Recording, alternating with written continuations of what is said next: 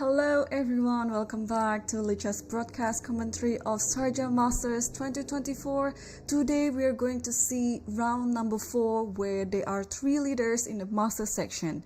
And in every broadcast we are going to focus on the top 5 boards, and I will also randomly select some of other boards apart from the top 5 boards if they have some interesting positions rising up on the board. And yeah, let's enjoy today's round. Today, as I mentioned, today is round number 4 and we still have so many rounds to go. The schedule is still the same. The games will be played at 3 p.m. local time until the end of the event. And for the standings, we have currently 3 leaders. Salim Saleh, the UAE Pride, is leading with perfect score 3 out of 3, and today he's going to take on another leader, Hans Niemann, with also 3 out of 3. And another leader is from India, Aravind Chidambaram, and we have a bunch of 2.5 pointers and also 2 points. And as I mentioned before, on today's pairing, Salim will be playing against Hans Niemann, and another leader, Aravind Chidambaram, will be taking on the Iranian Grandmaster, Tabatabai. And we also have another American player on the top board, that is Sam Shanklin. He will be taking on Puranik Abhimanyu. And we also have the young Grandmaster, Volodar Murzin, and he will be playing also another young competitor from India, Sankalp Gupta. And without further ado, let's check the openings of the top boards. So let's move on to the first board. And here we have, we only have 2 moves from white, and as usual, the players are usually trying to choose what opening that they want to play, because again, it's almost impossible to really prepare against one of the players, because they are very strong grandmasters and they have a very wide repertoire. So even to predict the first move, it's going to be very hard as well. And I will be really focusing on the first board here between Salim Saleh versus Hans Niemann, because I mean this is the matchup that I'm very anticipating, because Salim is a very good player, and yesterday if you remember his game against Vladimir Fedosiev, it was such a swindle by Salim, such a nice save. He was losing, but just because of one mistake that Fedosiev did, Salim could turn around the whole situation on the board and finally won. He almost got Fedosiev checkmated, but unfortunately his opponent resigned. I don't know if we would be able to see some checkmate on this event, because usually prior to the checkmate one of the players would resign. But here we have e4, c5, knight f3. Hans is still thinking for the second move. It would be quite a guess what he's going to do on the second move. And I just see on the live cam, I think he chose knight c6, and this knight c6 could transpire into many sort of Sicilians, as we know. It could be Ritter Rouser, it could be Dragon, it could be Shreshnikov, it could be many things, Taimanov or Khan. It's still a wild guess on what opening on the first board we're going to see, but Salim replied right away with the third move, d4. So this promises us that we're going to see an open Sicilian, which is going to be exciting. I'm just hoping that this is as interesting as yesterday's game, because Fedosiev played a really interesting game against Salim, and also Hans really outplayed his yesterday's opponent, Nicolas Theodorou from Greece. So both players are really in good forms, and this is already round number 4, and we only have 3 leaders so far. So usually after 9 rounds later, it will be quite a slim chance to have 2 leaders or 2 winners. So sometimes the winner would be just an outright winner. Alright, so d4, cd4, and knight takes d4. Now is the time to really guess what's gonna happen on the next move, because the next move might actually decide what type of Sicilian that we're going to see today. I have no clue really. Black can really play anything, but maybe if Hans want to play a more flexible and like really aggressive Sicilian, I would actually guess knight f6 on the next move, because this can also transpose to other sorts of Sicilians as well. And bear in mind, we have a 15-minute delay in our broadcast. So I'm from the future. So what you're seeing right now is 15 minutes after this already happened. So that means I cannot really interact with the chat, because the chat is going to be like just 15 minutes before me. All right. And Hans is taking his time. And well, it is possible that he already prepared something too, but maybe Salim Salim is a very universal player. He can really play anything, and so is Hans. So it's going to be really interesting what the players will come up with their preparation, because Salim has won so many open tournaments as well, but Hans also, we remember, I think in last year he won like back to back open tournaments. So yeah, and UAE is kind of like a place for him to keep winning the open tournaments, apart from Spain, if I'm not mistaken. I'm so ready actually to move on to the next board, just to check the openings of the players. So while Hans is thinking, because this is going to be a big decision, he can play knight f6, he can play g6 here, he can play e6 too. This is also a very universal Sicilian, and he can also play sometimes queen b6, something like this. He can play e5, so a big choice here. And still no clue what he's gonna come up with. And yeah, let's move on to the next board and see what opening we have on board 2.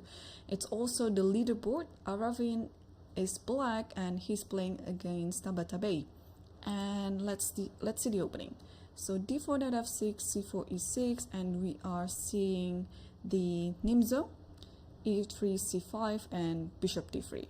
So yeah, so far it's still pretty much in the theory book, and I would say nothing much could be said here, because black literally can play anything, castle or b6 even, or even d5, I guess. Like anything can happen. Let's quickly check on the next board as well. Board 3, we finally see Sam Shankland in the board 3, and then we're going to have the live cam here, and then yes, there it is. Sam Shankland is playing against Puranik Abhimanyu, and yesterday Puranik won a really good game against Parham Maksudlu. If you missed yesterday's action, please do check it out, because yesterday we had so many brutal finish, especially in the top boards, so you don't want to miss them. And here we have some sort of like a queen's gambit with a fianchetto bishop on b3. So it's kind of like a symmetrical position right now with bishop d3 and c5. So on this move, c5, black didn't try to copycat by playing bishop d6, but he played c5, b3, and now bishop d6 and bishop b2.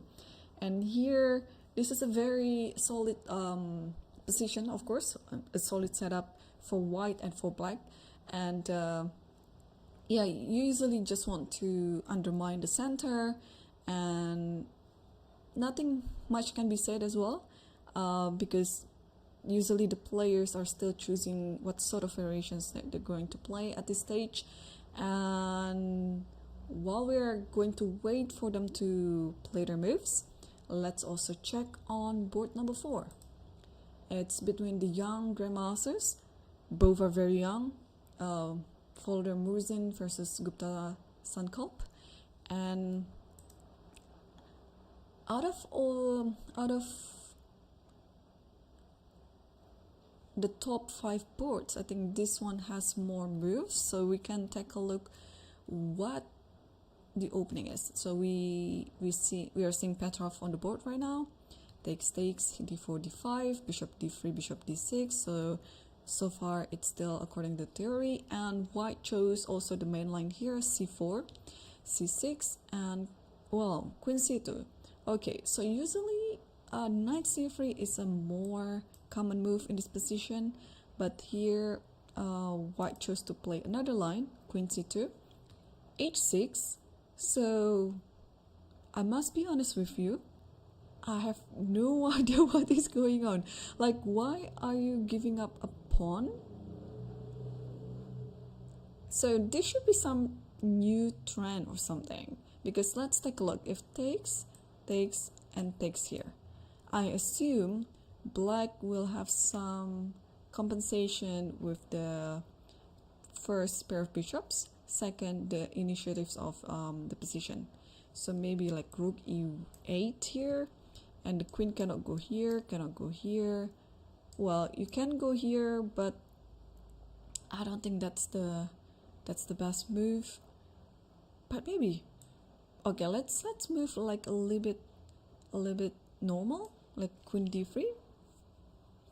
I just don't understand what is going on in this position. So maybe like queen f6 with the idea bishop f5. Wow.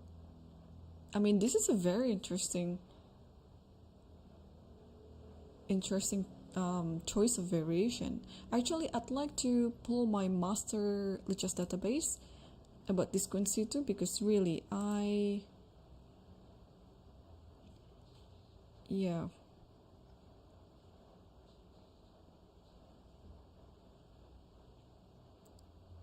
I'm just gonna take a look what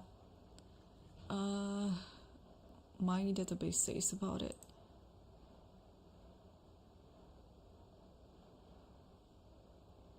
Okay, so queen c2, yeah, rook e1, actually rook e1 and queen c2, they are the top 2 moves, followed by knight c3. So okay, queen c2 and h6. So what's wrong with taking? Takes, and it's been played. There's one game here by Tabata Bey versus Siddharth Jagadish. Siddharth is also playing in this tournament, and okay, so that will be some sort of a compensation. Yes, so it's exactly what I was suspecting. Takes, rook e8, queen, and instead of queen d3, actually it's queen h4, and after takes this and g5 like this, and then maybe something like bishop f5 with the idea of bishop d3 attacking both the rook and the pawn. So after b3, let's say, and g4. So you kind of like having more activity with your pieces and so on, and this might be a little bit uncomfortable for white, even though white is up a pawn. So that is why after queen c2 h6, Murzin didn't take it, but he played rook e1 first. But after bishop e6, now he takes this pawn, and now he takes the knight. And now white is standing with up a pawn, but it is too early to call that this is better for white, because I'm sure this is still in their preparation and still within the theory. So knight c3, rook e8, and now white is thinking. I mean, just take a look at the time situation. So this clearly is still within the preparation.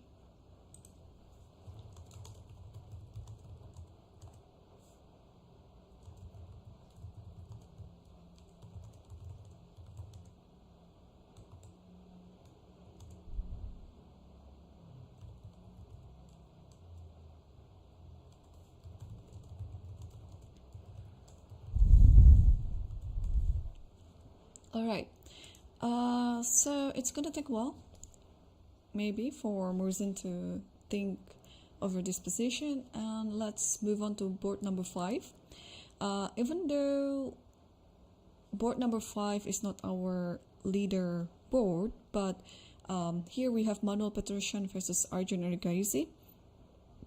And Arjun is the first seeded of the tournament.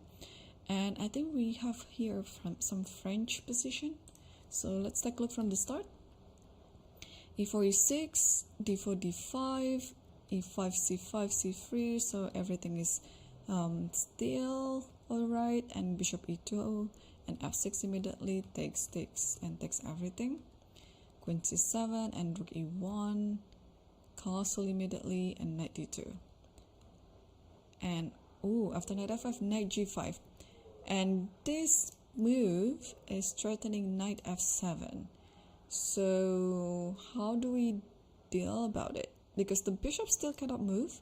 The pawn on E6 is hanging. So King B8 just was played. I was just wondering, after Knight F7, could it be Bishop A4? And then that way you have to take this and then take this one. And then you just have to re-evaluate the position again. But at least in this type of variation, black is not losing any material. So King B8 was the move, followed by Bishop D3, and now G6, because this idea still exists. And Bishop D2, and now Bishop C8. Yeah, I'm just trying to understand what is going on here.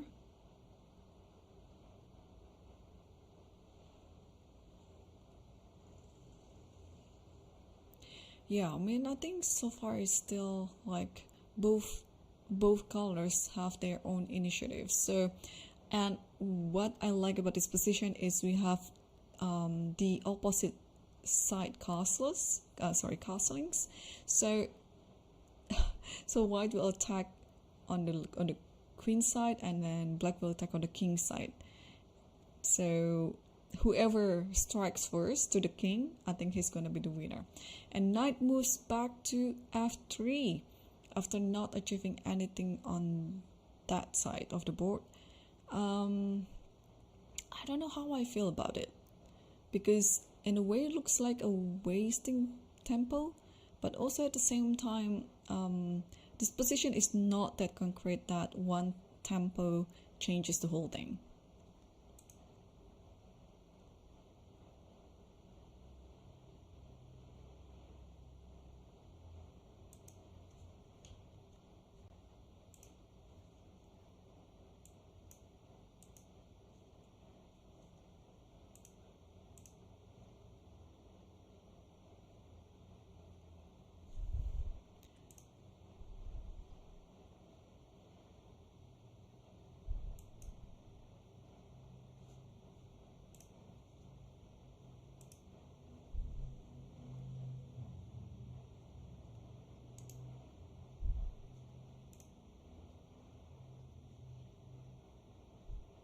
Okay, 1 second.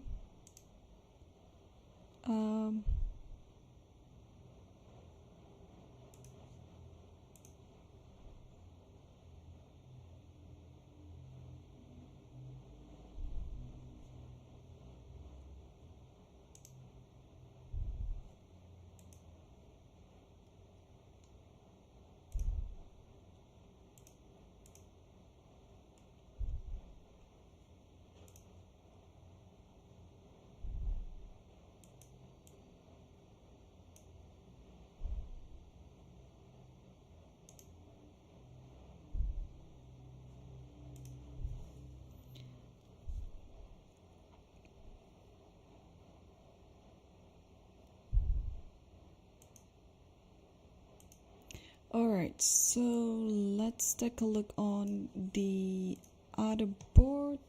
I was just checking if we have some other good games. I mean, so far everyone is still on their opening section, of course, but what? As I was just saying, our first board agreed for draw. I don't know how to feel about this, or what I feel now. I feel a bit bummed. No, because, well, I was hoping that we might be seeing some bloodshed here because, I mean, first of all, it's Salim versus Hans, and second, it's Sicilian. Come on. But alright, let's take a look what happened. So knight f6 was on the board, and knight c3 e5, so we have the Shreshnikov here, and bishop g5 a6, and after knight a3, b5, knight d5, and then this is pretty much like within the textbook. c3 castle and knight c2, rook b8, h4, g6. I mean, the action hasn't started yet. They are just out of the opening stage and they're entering the middle game. I was just wondering who's overing the draw. I mean, judging from the last move, it's usually the player who just played the last move who overing the draw. So the last move was g6, so it is possible that Hans was the one who over the draw, but I might be wrong. I have to check the camera again. But okay, there you go. We have our first result on the top 5 board, and yeah, the first board between the two leaders ended with a draw. Salim Saleh versus Hans Niemann. All right, so we can now focus on the restful boards, but do we have other interesting matchups today? I'm just quickly scanning the other openings of other boards apart from the top 5.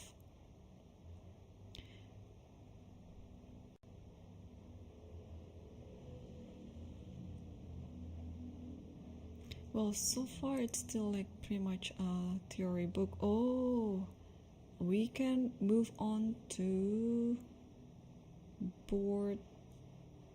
What board is it? Board 13.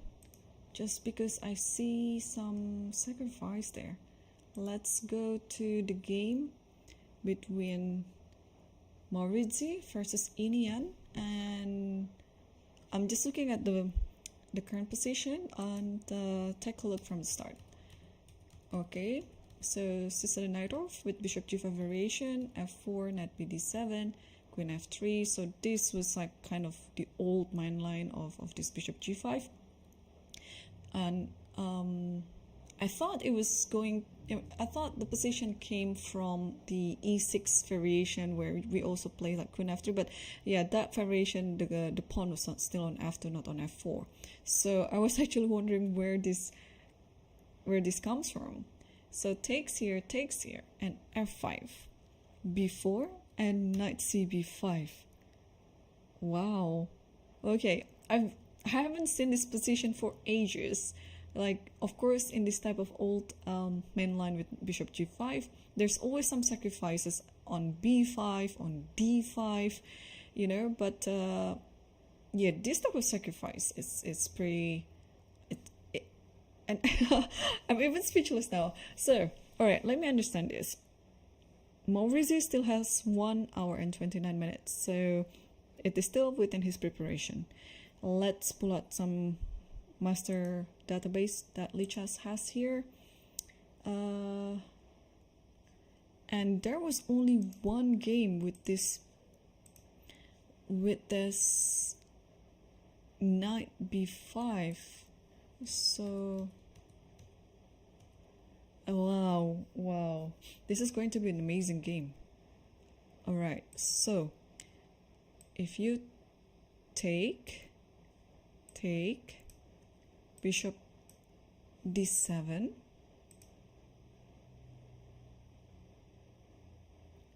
and try to guess the next move. I mean, this is coming from the other game. I don't know whether this is actually the best move or not, but this is just interesting, okay? Whether it is right or whether this is like the correct idea or move, that's a different story. But first, we just have to spot on the interesting moves first. So after bishop d7, the guy played this one, e5. And then the next move is rook takes a2. If the position turns into something like this, I'll be really happy.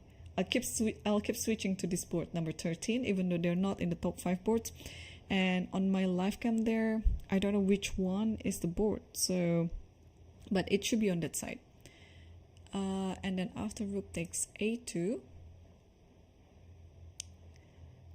Alright, 1 second.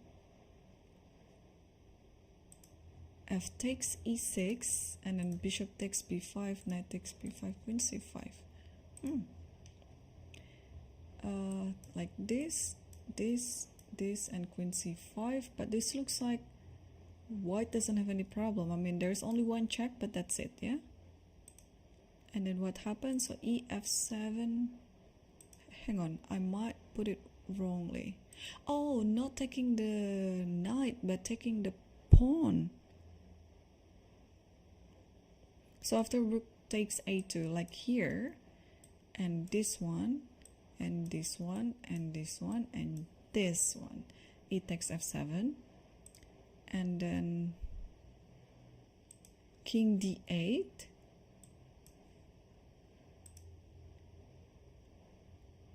king b1, takes this, takes this.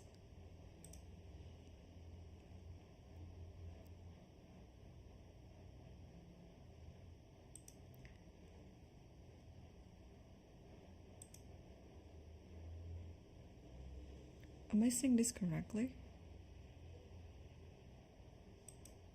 Yeah. Like this, and check and so on, and then white wins. Yeah, because the king is alone there in the center, and wow, it's actually, let me move my camera if I can zoom in to that board, if I can have it. I don't know if I can have it, but let's try.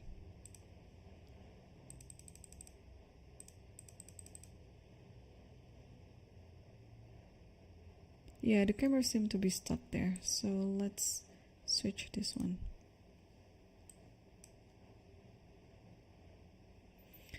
Alright, still cannot find it, but anyway, we can enjoy the game at least. And still, it's knight cb5 on the board. I need the help of engine to understand this position. Alright, so the best move apparently is queen b7. You shouldn't take the sacrifice. Because if you take the sacrifice, then white immediately wins. Because then this is just +2 for white immediately. After bishop takes b5, bishop d7, and e5 is the right move. And takes this, and takes not on here.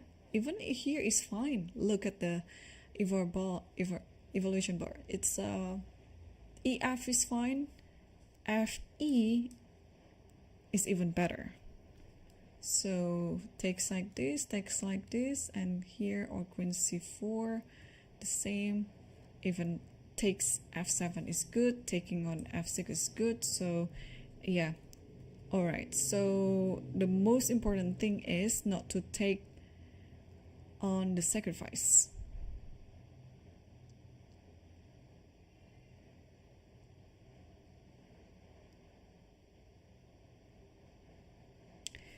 Okay, so we still have knight cb5 now, and yeah, somebody just moved the camera, so let me...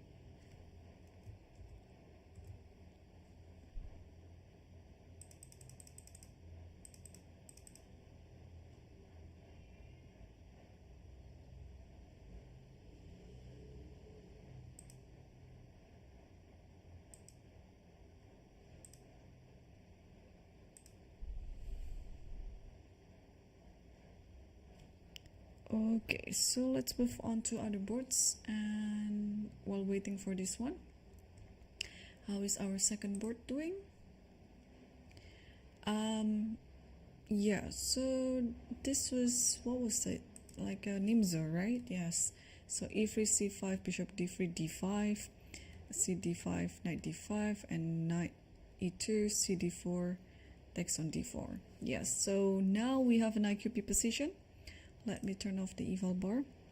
Yeah, so we have an IQP position now, and as always in IQP, you would like to trade as many pieces as you can, and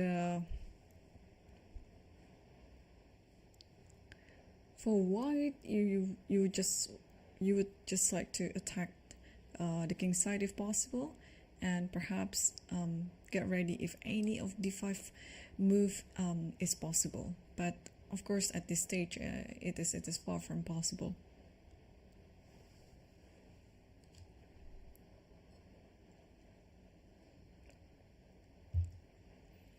And I see on the live cam, oh yeah, black just moved to knight c6, so delaying the castle, but it's going to happen. It's going to happen. So knight c6 first, and yeah, things are still, very early. Both of players is, they have plenty of choices on how to continue the position. White can just castle here. White can also force it by playing a3 and then try to ask a question to you. The bishop on b4, what is it going to do? Yeah, I think those two moves are my big candidate moves. So let's move to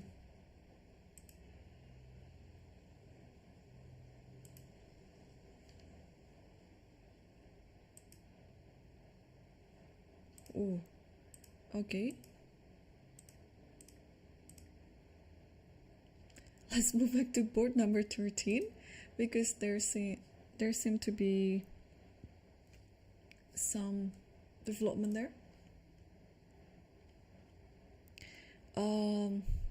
So we saw the position after knight cb5 and then queen b7. So black played the best move here, queen b7, and then e5, takes on f3, takes on f3, and then a takes b5 and e takes f6.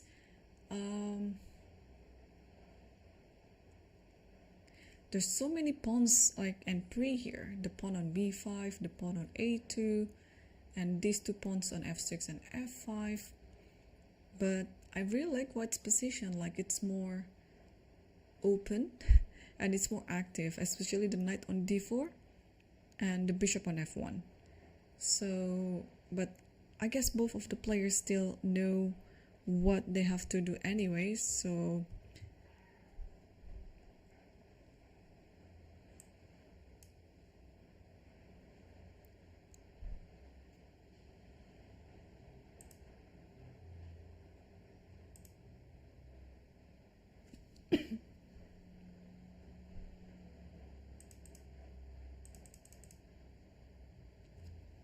okay.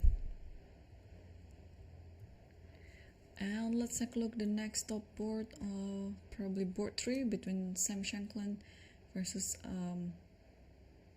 Abhimanyu Puranik. There you go. So we saw the position. Yeah, there was quite a symmetrical position after this, and then b6, castle, bishop b7, and knight e5. So here castling. Okay, this is still a very normal position, of course. f4, c takes d4, e takes d4, and knight e4.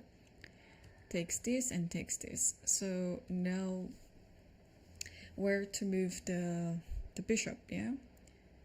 Bishop c4 is possible because some idea might be, then, alright, Sammy just played it. Yeah, some of ideas could be like you want to push f5 here because this knight is protected by the pawn, and then the bishop is behind it as well.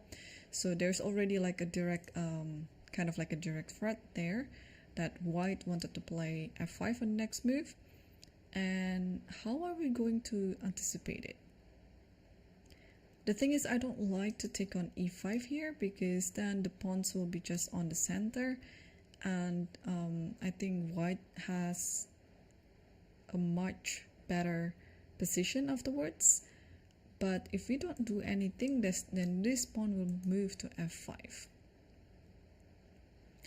One idea could be put the bishop over here to d5. But again, if bishop d5, let's say, I'll still take this, takes this, and now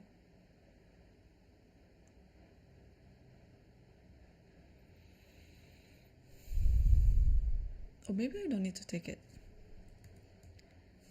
maybe I don't need to take it, but if I don't take it, then yeah, maybe it's here, but there's this one, yeah, like this and then like this, maybe. I don't know, this seems a bit a mess. But apart from bishop d5, I cannot push the f pawn. e6 is hanging.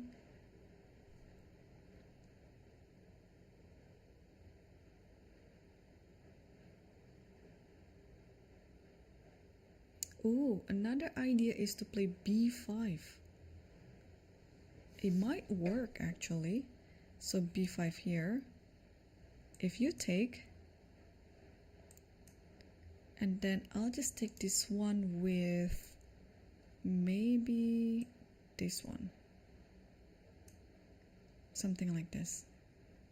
And if you play this, then this possible as well, because after this there is this check like this, taking, yeah, checking and then taking the bishop afterwards, and I believe this position is fine for black totally. So just checking if b5 really works. I mean, of course, white has another idea of playing bishop e2 if white doesn't want to take it, but of course the critical line here is to take on b5. And then if I take this, you have to take the knight. If you take with this one, then this might happen. Check. The funny thing is, if you play this is going to be just GG after bishop c5, because I'm attacking both at the same time, and then this is with a check. So whatever you do, you will lose a piece, because let's say after this, and then this one. So you cannot do that.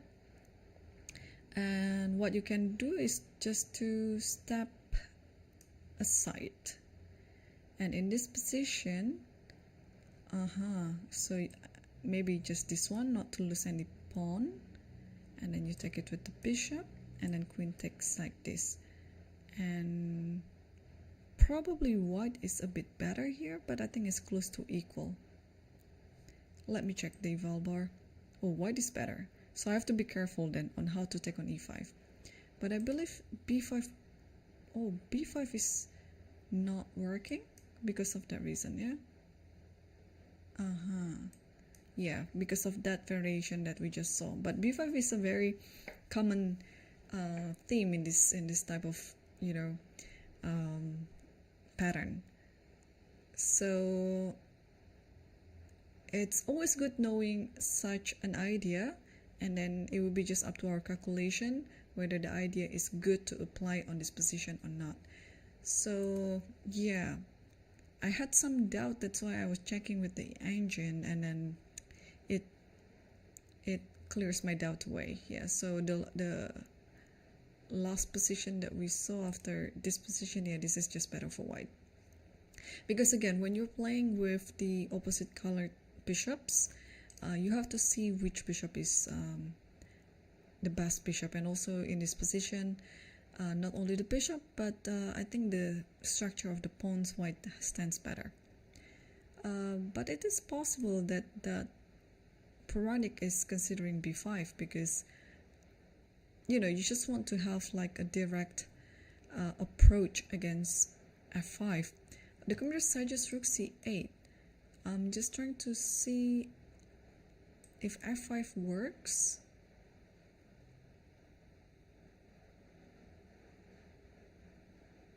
Maybe there's nothing to worry about with f5 anyway, because there's always like this, and then check, and over here, first of all, you can take this, and then without the queens, I think the attack will not be very dangerous.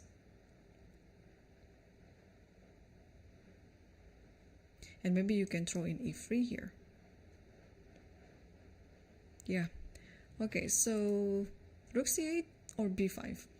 It's gonna be interesting to see what Puranic will choose. I mean, this is one of the critical positions in the game as well, so I'm not gonna be surprised if Puranic will take his time, because the course of the game will be decided now, whether he's going to transpose this to the end game or just play kind of like a strategical position. We will see. So let's move on to the next board number 4. Yep, it's our Petrov again, and and Morzin played. So we saw the position of the rook e8, and he played just bishop f4 and bishop d7. So in this position, I think it looks like white is blundering the piece, but I doubt it is, because there's always some check over here after knight, sorry, not knight f5, but something like knight e5. If you're worrying about f6, there's always queen d5. So it's best to check which piece that goes to e5 square, because the queen cannot move now. Doesn't matter where the queen moves, the bishop will take f4. So this attack to the oops, not that, it's more slip.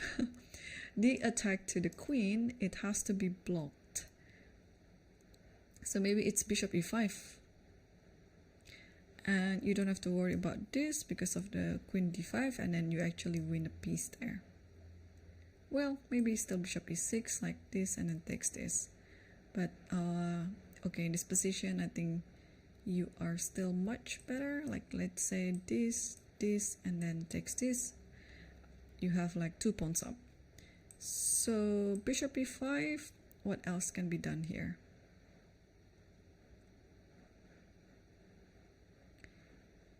I'm just trying to understand, like, okay, white still has a pawn advantage. And after bishop e5, if this happens, it looks like white is just better, because how black will try to regain the pawn back?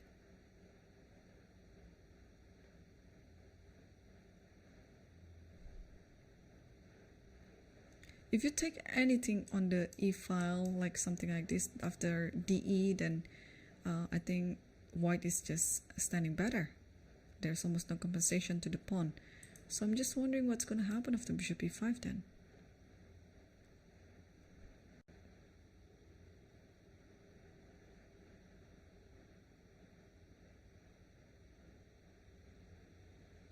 This looks fine. And do we have another outcome with knight e5 as well? I mean, again, I don't have to worry about this, right? Because now after f6, then first of all, I think I can take this, can I? Second, I have this one too. Third, maybe queen g6, because this one is hanging, I don't know. But okay, let's check this one first, because it looks very dangerous for black now.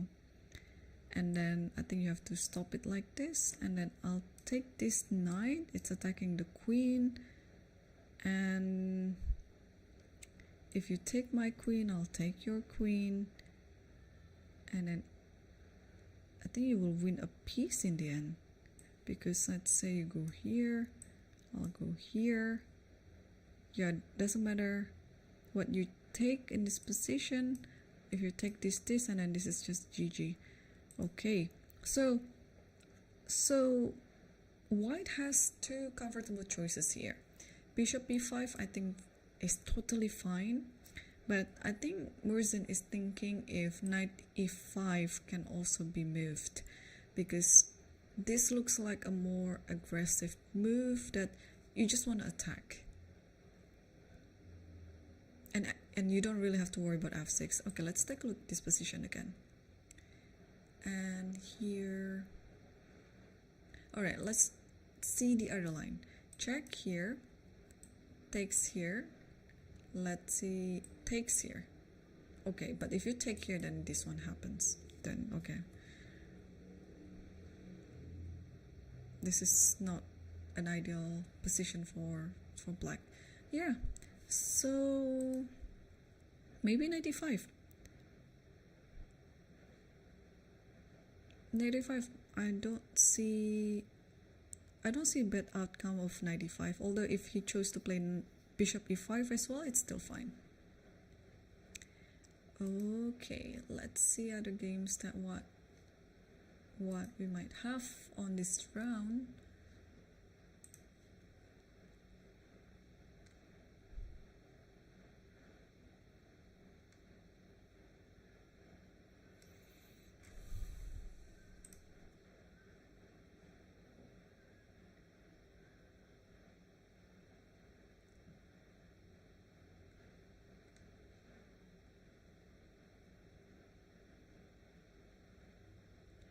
Yeah, I'm checking like pretty much all the boards, and well, most of them are interesting, but you know what I'm trying to find. I'm trying to find some sort of like a sacrifice position.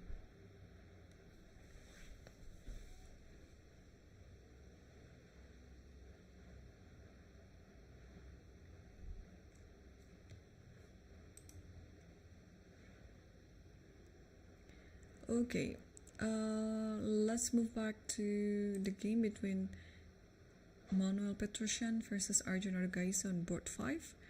So we saw the position somewhere here and knight f3, and here Arjun played h6, trying to build the attack on the king side, and meanwhile white is also trying to start the attack on the queen side before g5, h3 and rook g8 and g4.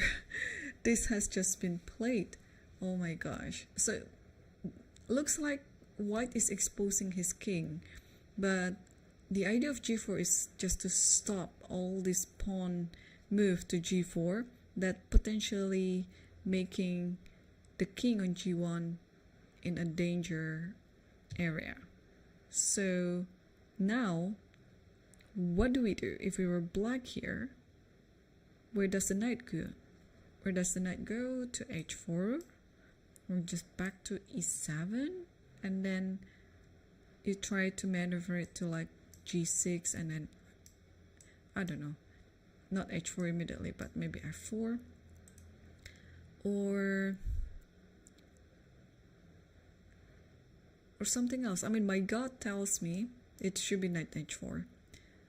If this happens and then you take, at least you have this idea coming up, because I don't see that after here you go back to g7 even, like, or e7. I mean, of course this is possible, but I just don't see it.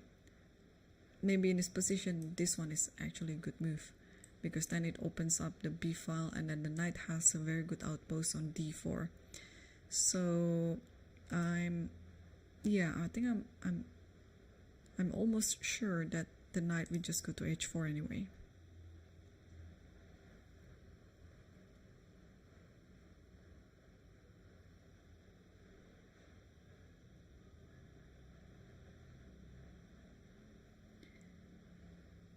So Arjun is still thinking, and I'd like to see actually board number 6 between Nicolas Theodore versus Yang Yi, because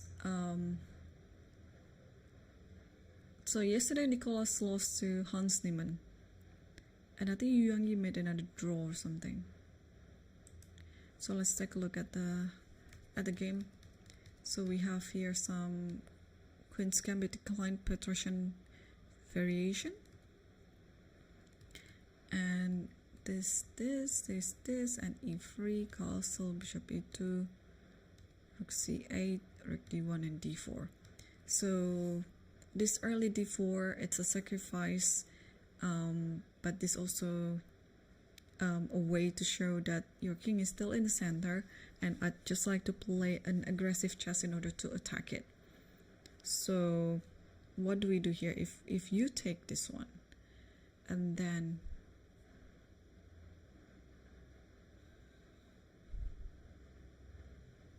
I think it is almost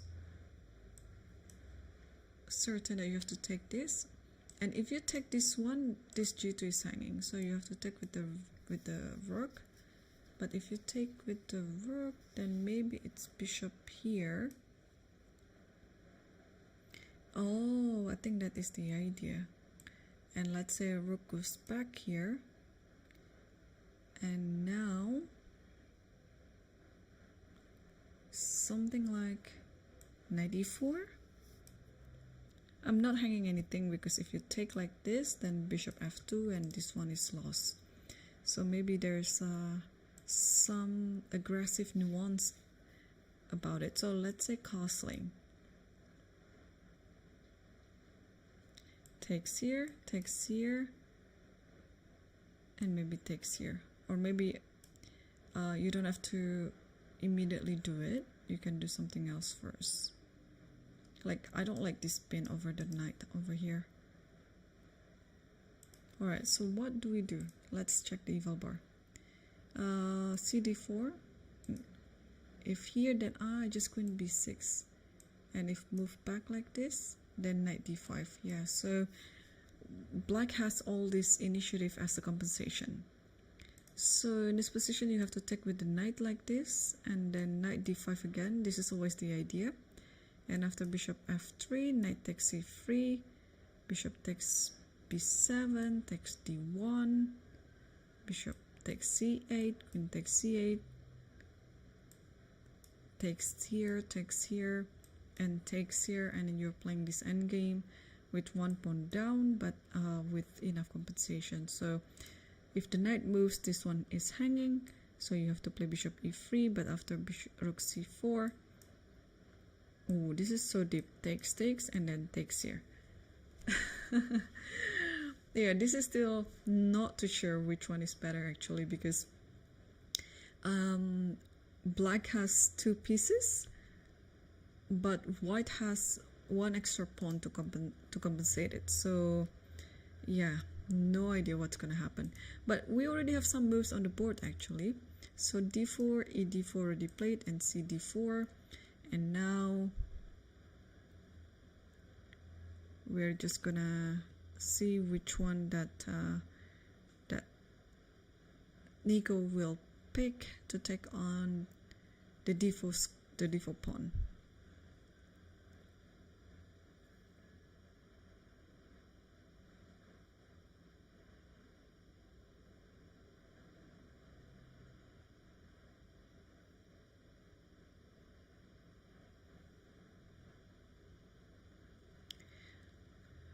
Okay, I'll keep an eye on this game. So far cd4 is still the last move on the position, and let's move back to the top board, or maybe let's switch to the 13 board here, because we were looking at that game before, and the position went simplified quickly after this. Takes, and takes f6, takes f6, takes b5, and then now this, and then this. I mean, just look at this, yeah. So you cannot really take this because of this knight c7, and I think after this, I guess it's better to take on the bishop instead of the rook, because if you take the rook, then there's a check over here, and I think black has a compensation. So not taking, but instead he chose to play rook takes a2, and now white is thinking. I mean, if you want to simplify everything, there's always this one, this, and then with or without rook here. Oh no, this is a check, so you have to take. And then let's say,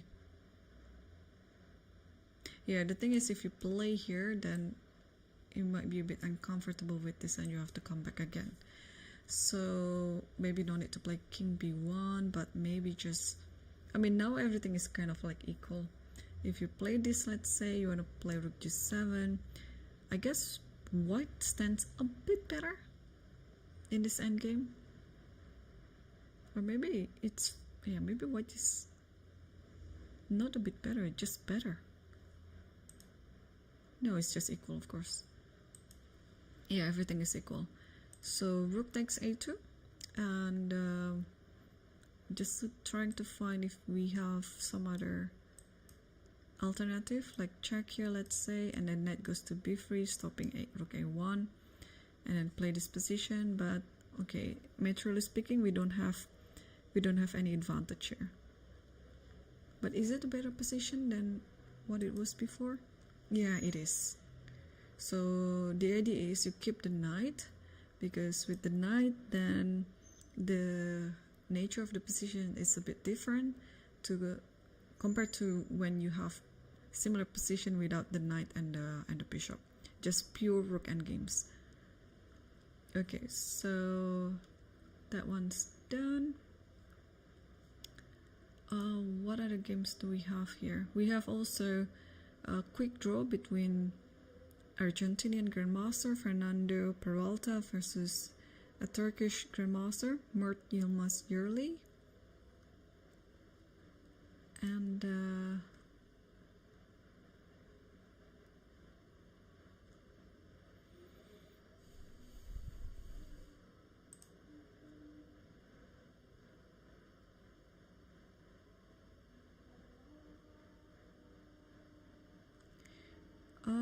no sacrifice so far.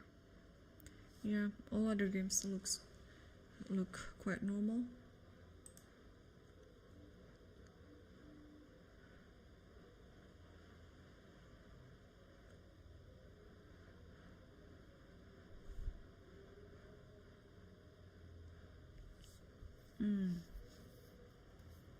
Oh, let's go back to Arjun's game actually, because that one is super interesting. Wow, d4. So I was talking like after g4 that okay, where does the knight go? But no, Arjun said I'm not gonna touch my knight, but I'm just gonna keep attacking instead, and then he played d4. Oh, this is amazing. So what happened if we just simply take like this, for example? So takes this maybe, and then this is under attack, and this one is also under attack. So if you take this, maybe just simply play c4, and then you get the bishop. Yeah, maybe that is the intention. So if d4, of course, if you take this, then now the knight goes to the center. So this is the better scenario for black. And if you take this one again, if there's any, no, I don't think so. What about other things, like let's say not taking the knight with the pawn, but with the bishop? I don't think it changes anything. Yeah, and then this one as well, you have this threat, you have this threat. Okay, so the last one is the defending, or the defense, like c4, closing the center. And now what to do? And now maybe knight can just go to d4, but the different thing is oh okay, c4 is already played. Yeah, because I think this is forced. You cannot afford having the d file open, because then black would be just very comfortable. But now, since the pawn is already fixed like this, maybe now it's time to play knight h4, because I was just wondering that after g4, knight h4 here, this is not really the, well, you can take it, or you can just ignore. Maybe you can have something like this and then have d4 for any of your piece sailors. So maybe take this, first takes and then bishop takes, but here you can also have like this or something like that. Yeah, but this with the inclusion of d4, this is very tricky. And then d4, and then c4 is there, and then here, oh, instead of knight h7, I'm sorry, knight h4, it's knight e7. So this is what we have on the board right now. It's very tricky. Yeah, this d4 square is a very important square. So if you allow this knight to have an outpost on d4, then it's going to be very dangerous. Especially it is the center and the knight has just like a very big outreach. And now if this one is taken, you don't really have to take it back. Although it is possible to take it, but I think this one is better, so that you take it with the bishop, and you have all the control in the center as well. So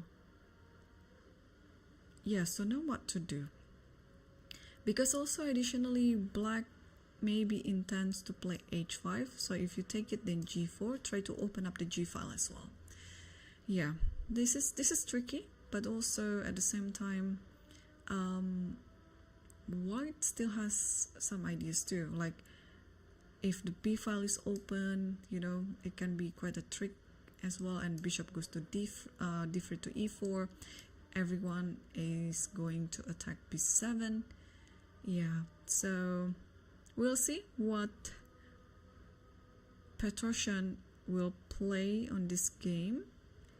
And what about Murzin here, because he's still thinking, and then he chose knight e5. So we were discussing before that after bishop d7, white has two options, to play bishop e5 or knight e5, but I was leaning towards knight e5 because it's more aggressive, it's more attacking, and you just want to simplify the position quickly because you have up a pawn anyway. So he played it. He played knight e5, and after knight takes e5, now of course my instinct, you know, I would have played it instantly that d takes e5 is there, followed by maybe rook d1 and so on and so on, and I just don't see where's the compensation for black here for the pawn.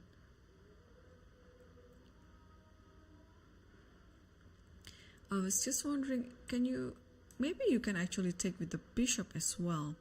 Still, you don't have to worry about this f6 because there's always queen d5.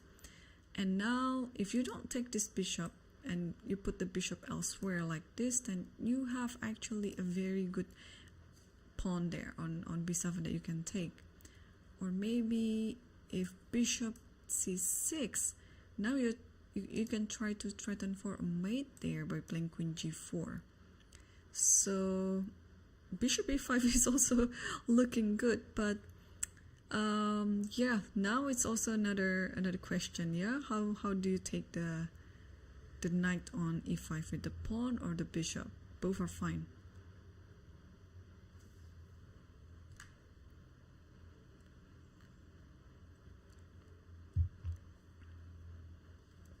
Okay.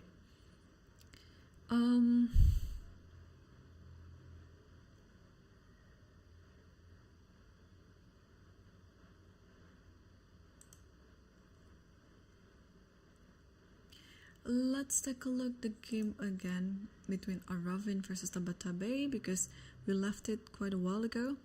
We left it here after knight c6, and then castle, and then a3, and then bishop e7, bishop e4, bishop f6, queen d3, and g6.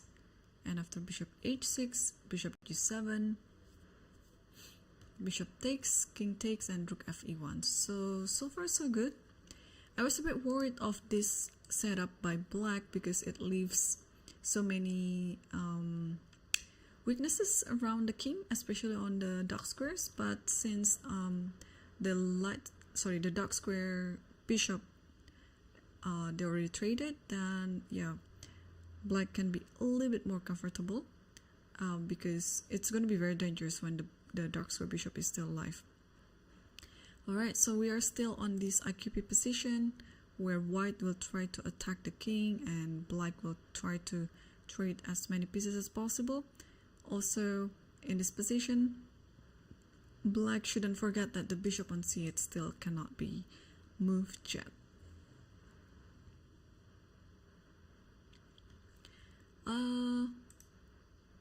Let's also update ourselves on the game between Sam Shankland versus Abhimanyu Puranik.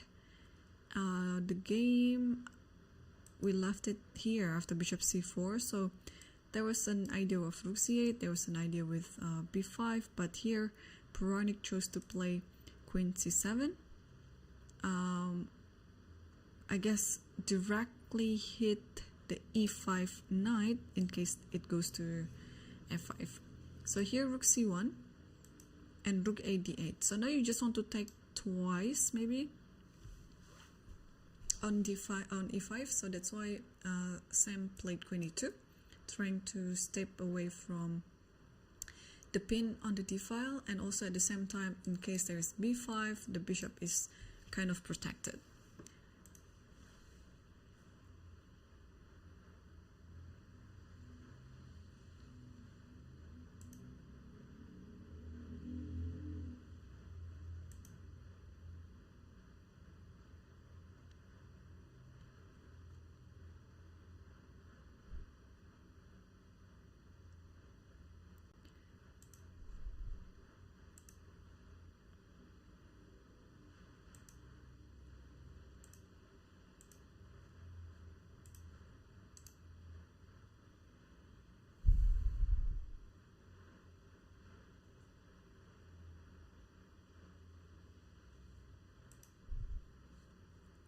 Okay, I'm just scanning for other games as well.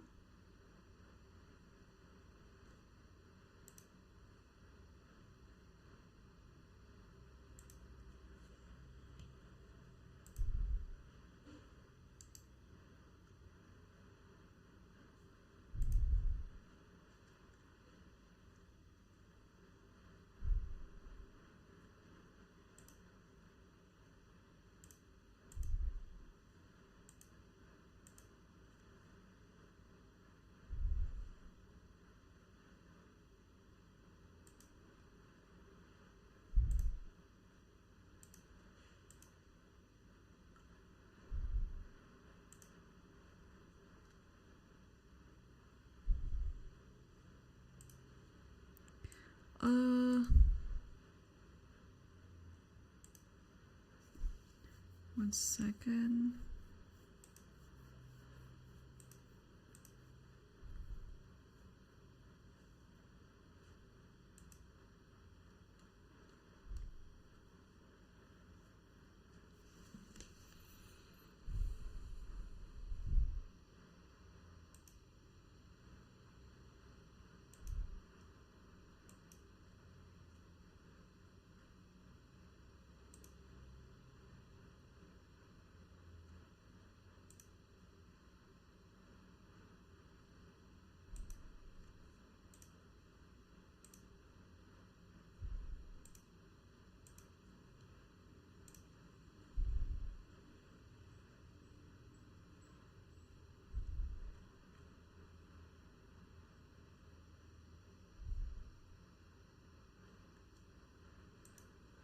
Okay, I was just trying to fix something. And do we have an update on this position? Oh, king h8. Okay, so this is pretty, how to say, like this is not usual, of course, but this can be translated as a prophylactic move, because also before king h8, let's see if you play other moves. Like you don't want to change like really the pawn formation, especially around the king, because whenever you move something, it's just gonna weaken some other square. And I like king h8 actually, because you just want to get ready if anything happens on the diagonal, and then you can, you know, you just want to be ready of f6 maybe, so that there is no more check on e6, maybe something like that. Okay, let's say white will also copy that by playing king h1, and then maybe in this position f6 is actually a good move, because then the knight has to go. Let's say the knight takes, and now you don't have any weaknesses anymore, and then maybe your next move would be bishop d5. So tricky move, king h8. It's also showing to the opponent that I don't have any problem in my position. I can safely use the time right now to play king h8 and putting everything into safety, while you're going to actually work hard on how to figure out what to do next. this is interesting. It's a little bit close right now, but I think this is exactly what Shamshanklan is really good at. He likes very complicated position, and he's very good in understanding such a position.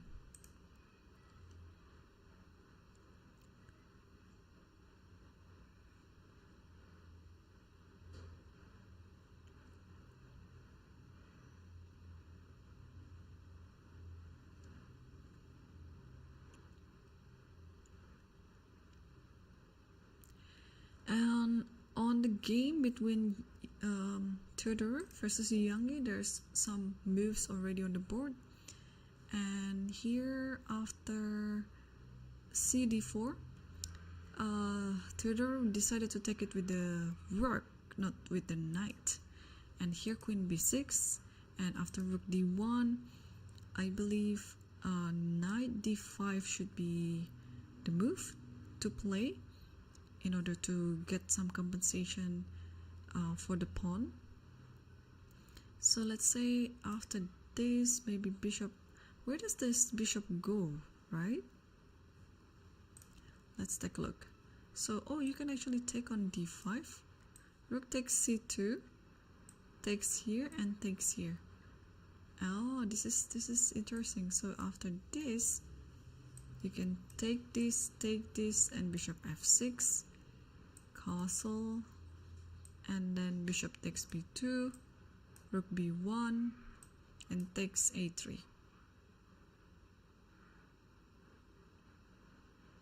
And this is still like 0-0-0. Okay, so we'll see if the game will go to that position.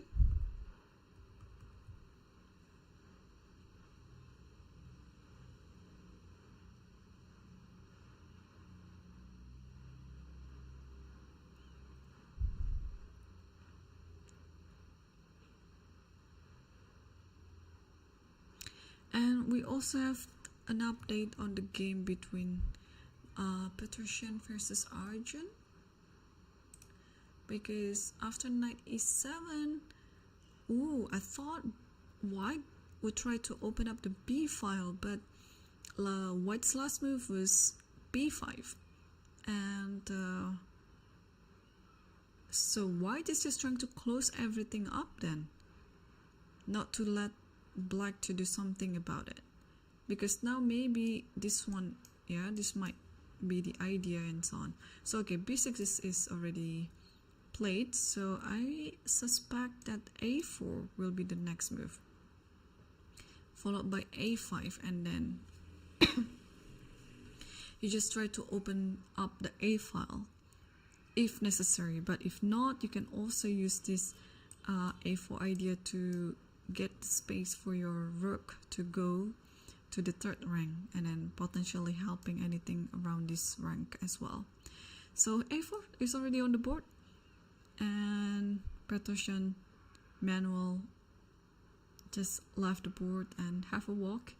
Yeah, we still don't have a move yet on board number 4. It's still a bit, you know, it's concerning me, because Murzin only has 33 minutes left on the clock. The time situation is almost like an hour apart, and looks like he just moved something, taking on e5 for sure, but with which piece? So he finally took it with the bishop.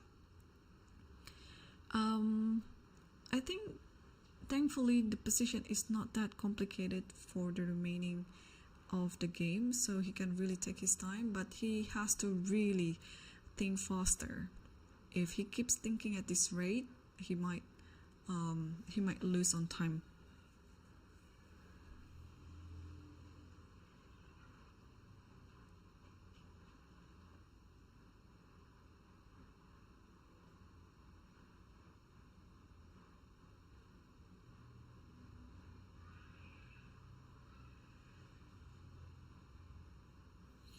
Okay, while we are waiting for black to make his move, we can move on to the game between Tabatabai versus Aravin. and not much happening yet. So after king takes g7, rook fe1, and then just queen d6. Yeah, so this is what I was thinking about earlier, because you'd like to get your bishop moved, but unfortunately you cannot get it right away because the knight on d5 was hanging. So okay, queen d8, potentially rook d8 queen d6, potentially rook d8 coming up, or bishop d7. You have to get your pieces out. You cannot just stay on the original square like that. So I think it's gonna be quite a long battle here, because it is it is a fight of strategy and pattern recognition as well, especially in this IQP. It's very complicated.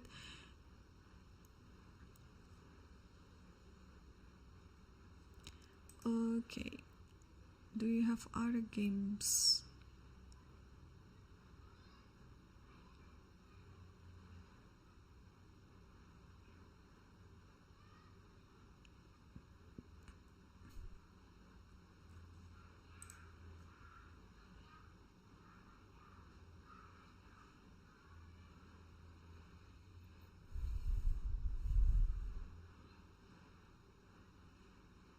Yeah, so far, wow, I mean,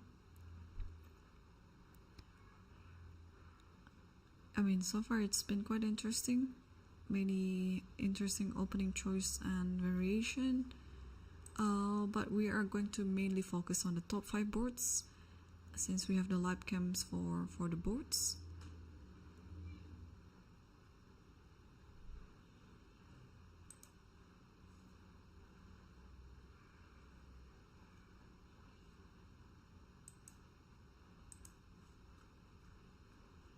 Yeah, most of the games, they are still like pretty equalish, because they might just get out of the opening and then about to play the middle game, or is currently in the middle game.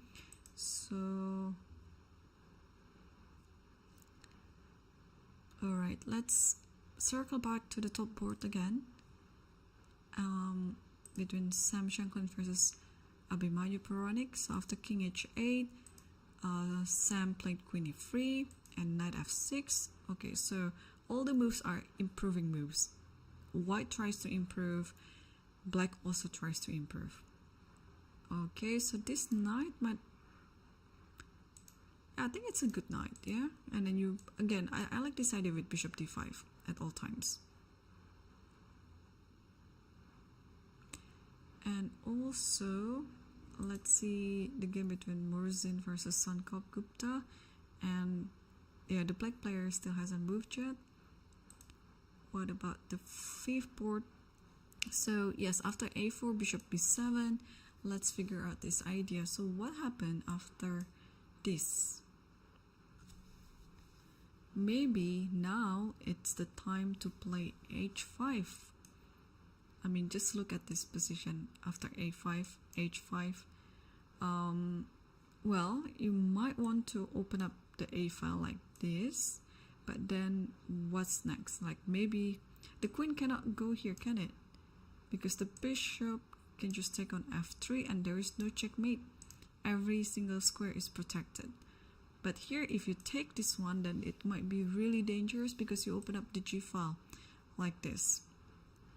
Like if you take again and takes, the king should go somewhere here, because otherwise checkmate will be coming soon, I suspect.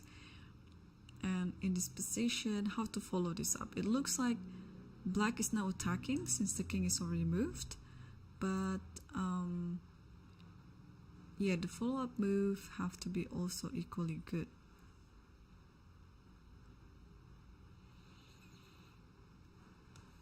Maybe just something like this, so that you can protect here, and this one is protecting a8, and the queen can go to g7 like that.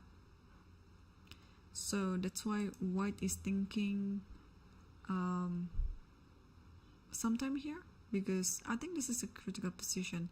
Yeah, after a5 you have to watch out about this h5. Also, another kind of move would be, since this bishop is looking like a very dangerous bishop, that you might just trade it up like this. yeah, this might be a saver option for white, but yeah, but white has also to think about, like, if takes, maybe this is just d3, and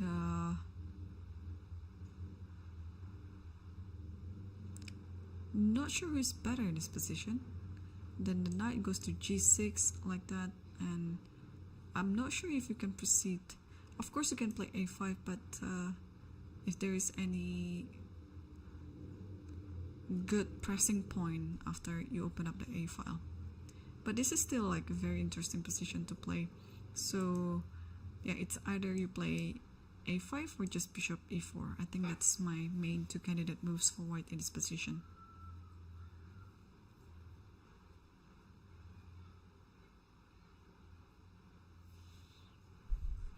Okay, let's see what happened with Nicolas Tudor versus Yangi, because knight d5 is still on the board, and I think white is still thinking if this one is possible to take, yeah, because this is a very interesting line to take, like this, and you go to the end game. But again, if you're not sure about the outcome of the position, then you might be just rejecting this variation in your calculation. Also, what happened after this, and let's say instead of taking the queen, black take the bishop. Bishop takes the knight like this, and now the queen has to move. Where does the queen move? Maybe like this, and then do we have this anyway? Maybe not, yeah, like, but this has to be calculated a lot. Something like this, and maybe just this, I don't know. Looks fine for me. So yeah, I think Theodore is calculating what's best to do in this position, because if you're going to the end game that I mentioned earlier, then you have to be ready for any sort of action, like this, and rook d2, and then I think it was this one.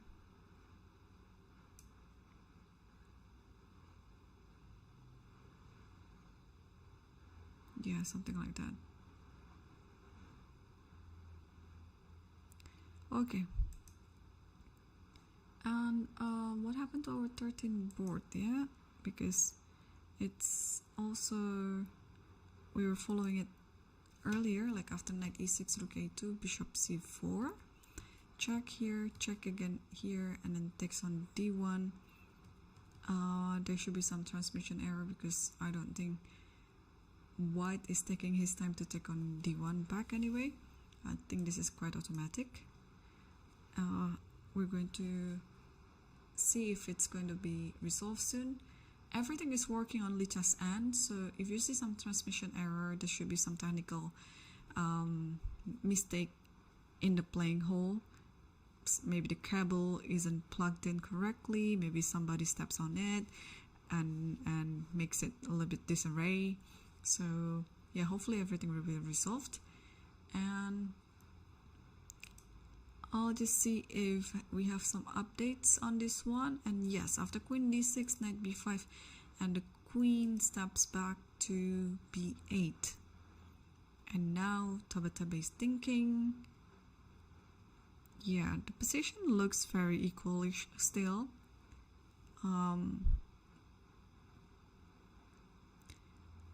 Obviously, black has more homework to do in this position compared to white, but okay, after queen b8, black can also try to plan to play a6, and after knight c6, maybe b5, and then develop the bishop that way.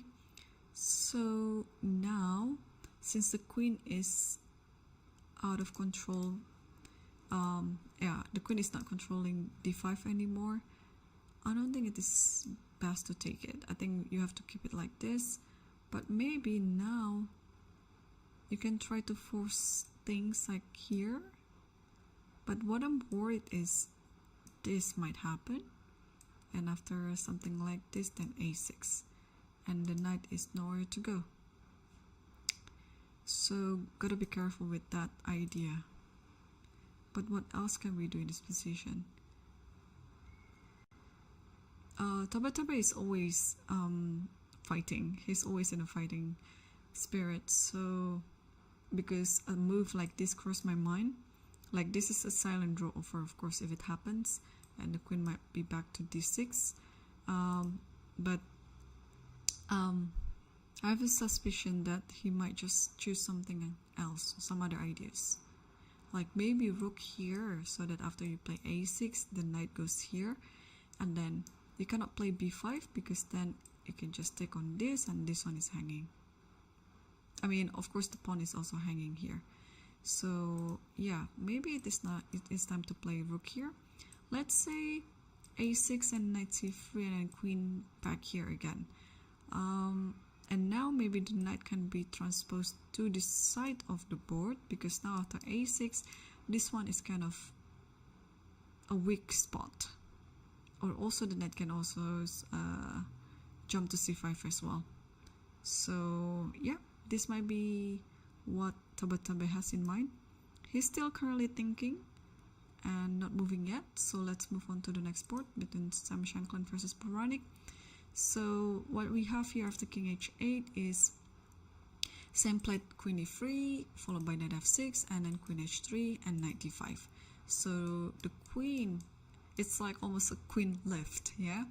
And now the queen is positioned perfectly on the king side, trying to attack the king, but black is also very solid in the center.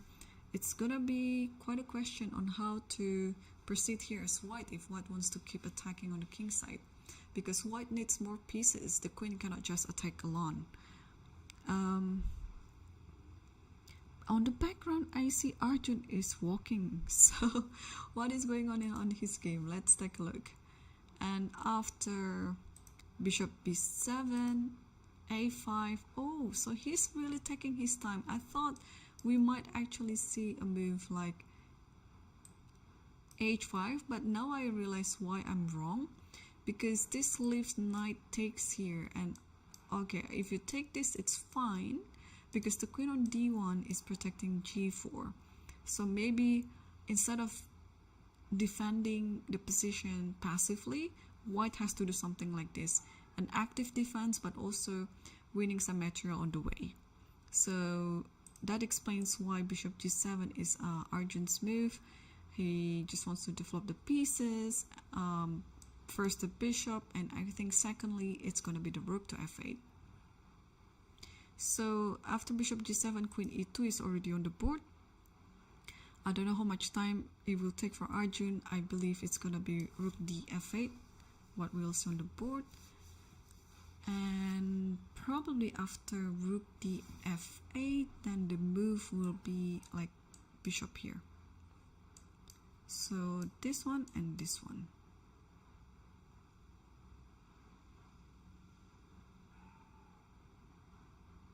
Yeah, white has to be careful in opening up the a file as well, because if all the pieces are being traded, black is left with a pass pawn on d4. So if white wants to open up the a file and trying to get some initiative out of the a file, and if he fails to do so, the a file can be used for black pieces to try to enter the opponent's territory. So yeah, still got to be careful.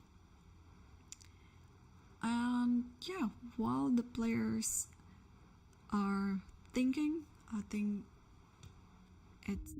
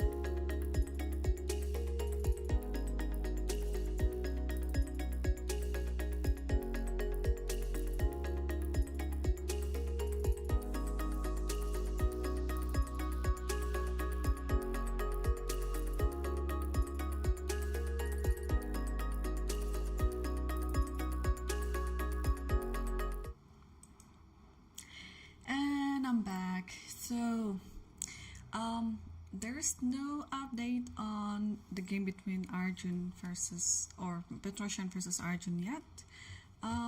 So meanwhile, let's take a look at the other games on the top board.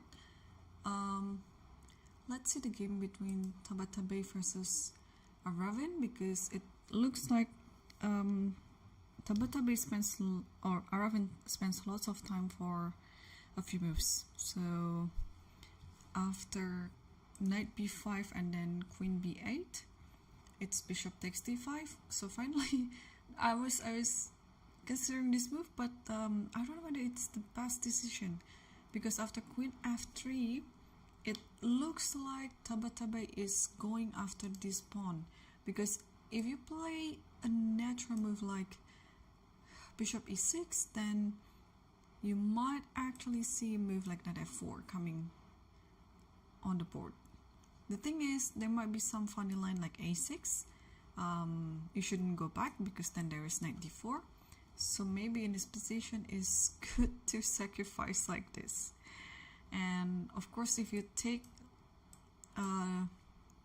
this pawn, then I think you can actually pretty much come back, and you don't have to worry about losing this pawn, because this is also going to be lost as well.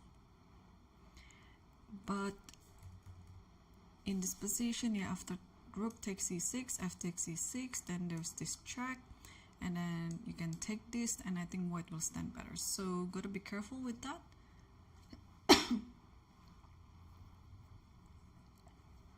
And yeah, so after queen f3, black is still thinking. Black still hasn't moved yet. It's very, very critical right now, because it looks like white is in the driver's seat. The rook, the queen, they are not working yet, and also yeah, the pawn is now currently under attack, and a normal move like bishop e6 looks fine, but then after knight f4 you have to have a follow-up, because now d5 is under attack, e6 is under attack.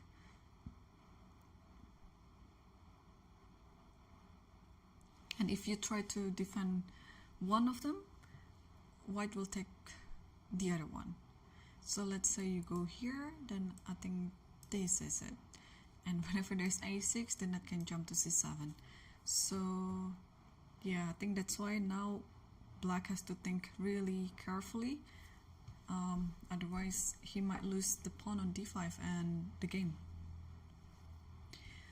Okay, while Aravin is still thinking, let's move on to the next one, Shamshanklin versus Abhimanyu Puranik. And what do we have here? Like two black pawns on e4 and d4, and two white pawns on e5 and f5. So we saw the position after queen h3, and here knight d5, bishop takes d5, pawn takes d5, and f5, takes e5, takes e5. Everything looks like symmetrical. Check here, king h1, and now d4. Alright, so my first instinct would be to play f6,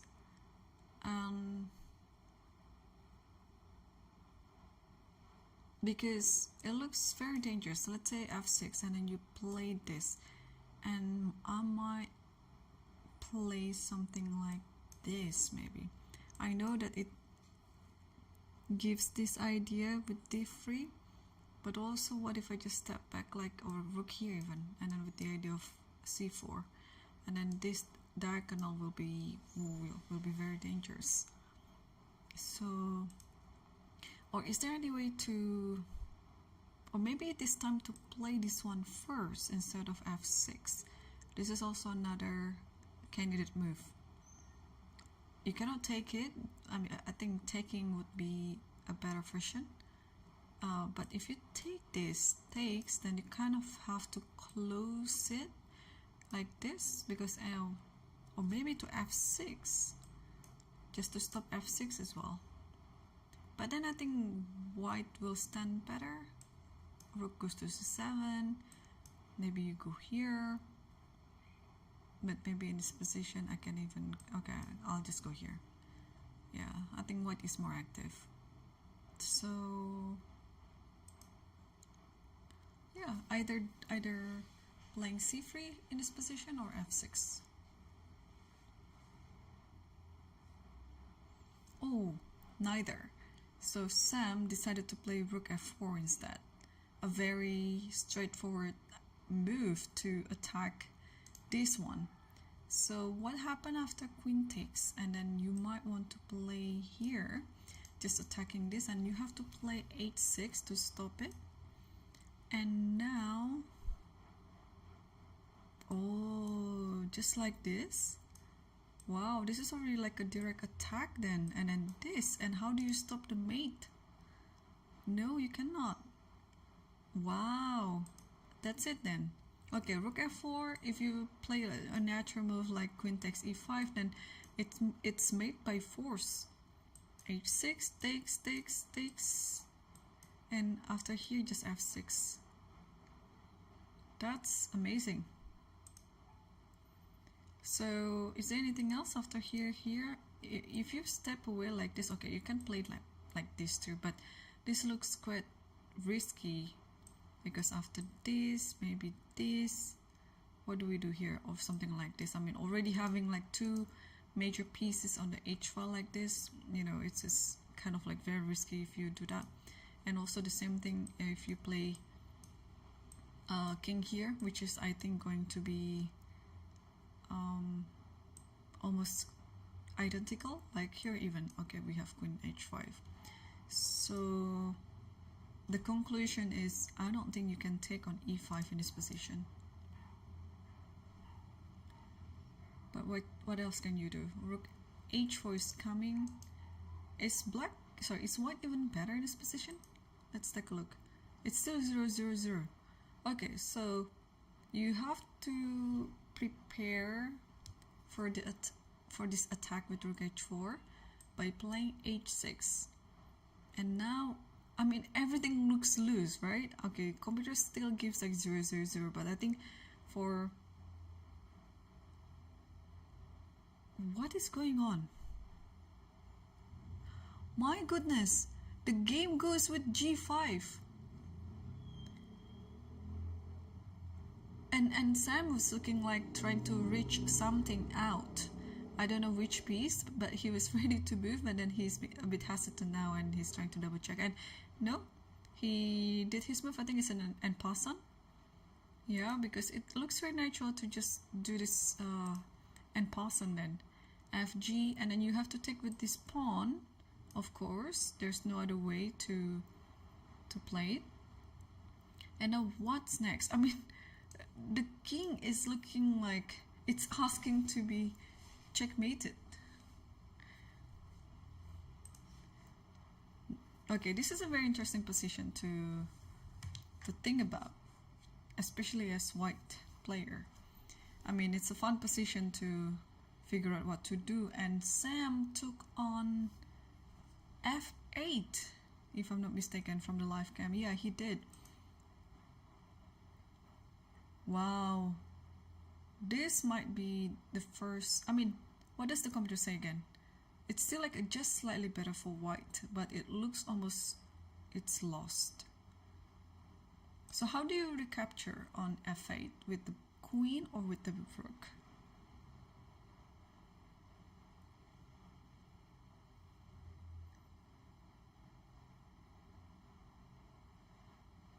Yeah, both players actually feel it. White player here feels that, okay, this is almost GG, but black also feels like, okay, it's a very uncomfortable position, but maybe this is still savable. But how? Let's try to find out. So rook takes f8, but if rook takes f8, then this might be the reason why. Oh, but there's queen there's queen c2. It looks like it's a direct attack, but it's still fine. Wow, so let's say that like this, takes and check on f1, and then queen here, you have to take, and this should be drawn. Yeah, this position should be drawn. So, okay, rook takes f8, rook takes f8. What else do you do here? So the idea now is to take on c2. So maybe it's best to just push like this, so that this one is hanging. So if this happens, then you can just check here first, and then you can safely take the queen, because after rook f1 there is bishop g1. So alright, so rook f8, maybe e6. And then what's next? Okay, maybe stepping aside to g8 so that the king cannot be checked on that diagonal. And now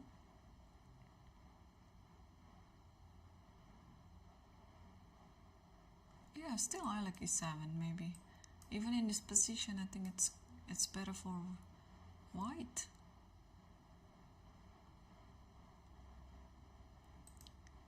He still hasn't moved yet though, so he's also thinking to grab the rook with the other piece, that's the queen. But I think if the queen, now still e6, you just want to get this diagonal open. I mean, this is a way to play, like get your bishop also into the game. But is it a better version than the other one? I don't think so. I think black has to take with the rook instead of the queen, because now what to do? Let's say you're stepping away again. But now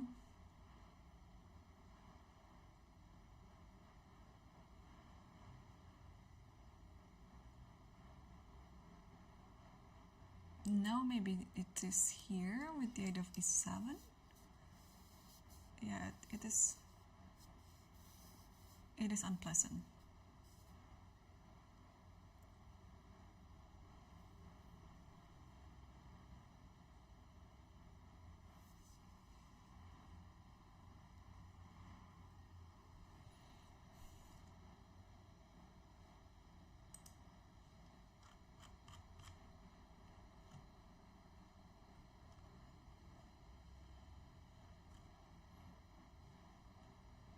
Okay, just checking if there are some interesting developments on the board.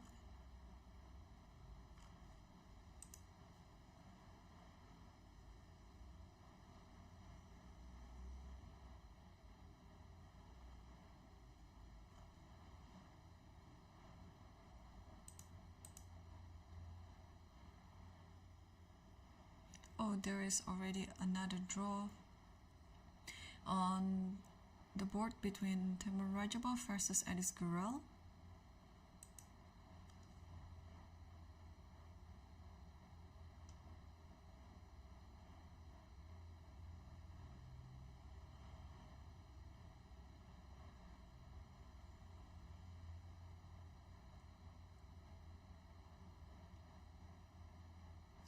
Yep, and alright, so this one still, actually black still hasn't moved. The queen was still on c5, so this is still the current position right now. Yeah, I was trying to understand which piece that needs to take on f8, with the rook or with the queen.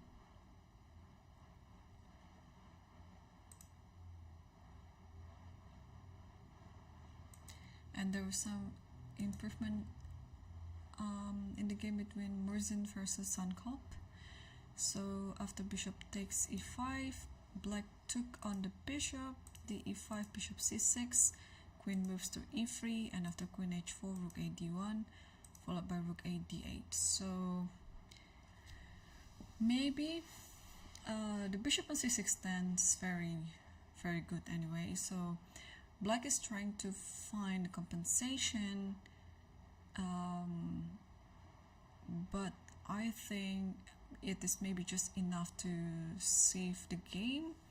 I don't think black is trying to play for win here, because it just simply doesn't have enough pieces of resources to do so. And it looks like Murzin is reaching out to play something. What could be the move then?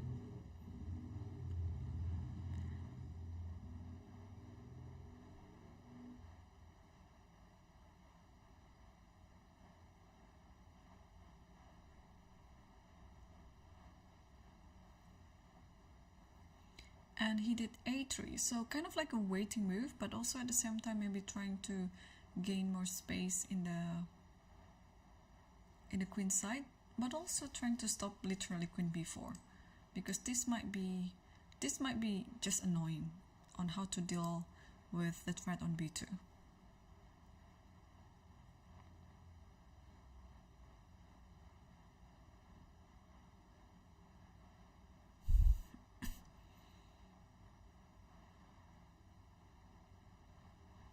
And while they're still thinking, let's also update ourselves on the game between Petrosyan versus Ergaisi. And as I predicted, that after queen e2, Arjun played rook df8 followed by bishop e4.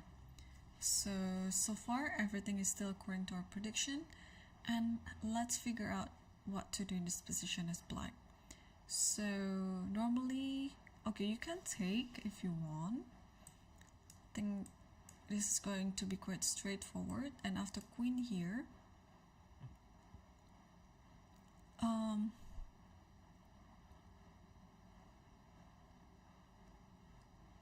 just wondering where let's say, okay, instead of taking on b6, let's play a6 and do this and this.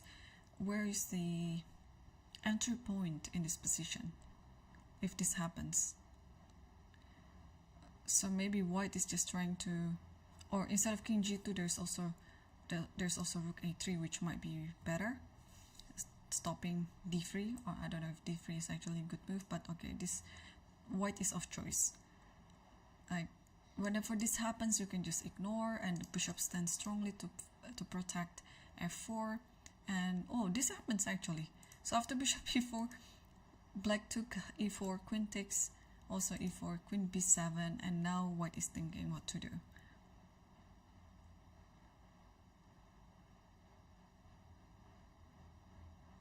Alternatively, apart from this variation of the queen b7, maybe white can also try to play king g2 to protect f3 knight.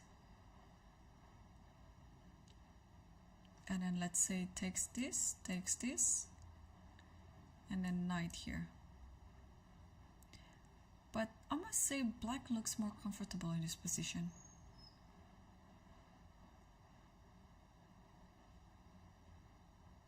Because yeah, this is what I meant, like if you want to open the a file and then try to attack but failed, something like this will happen, this will come, and then using the a file as the entry point to the white's territory.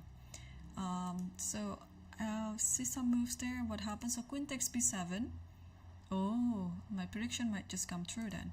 King takes b7. I'm suggesting this move will happen. You just stop everything on the queen side, and then you protect everything on the king side.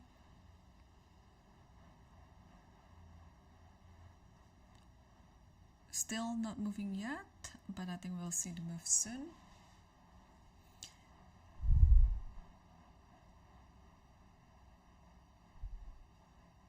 Oh, and he actually played rook a3 first. Very clever. So he's mixing all these ideas, yeah, because if you take on this one first, then black might have some time to prepare with rook a8 when the a line is open. But now after rook a3, you want to double up with the other rook, and then you take on b6. So yeah, this is interesting.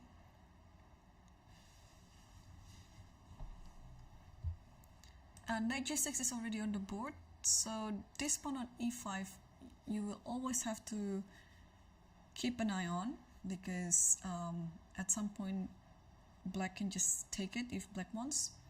And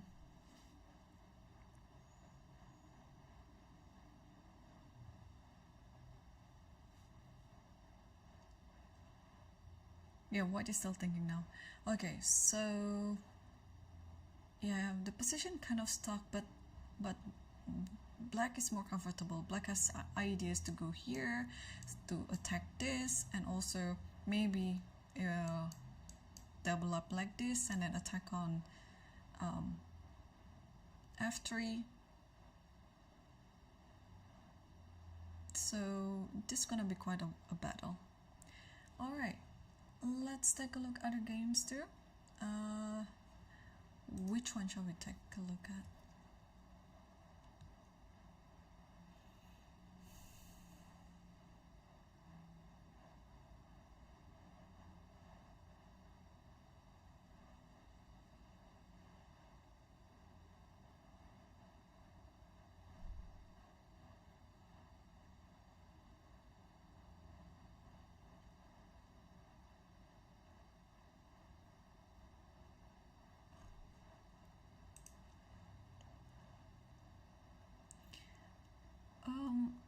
Still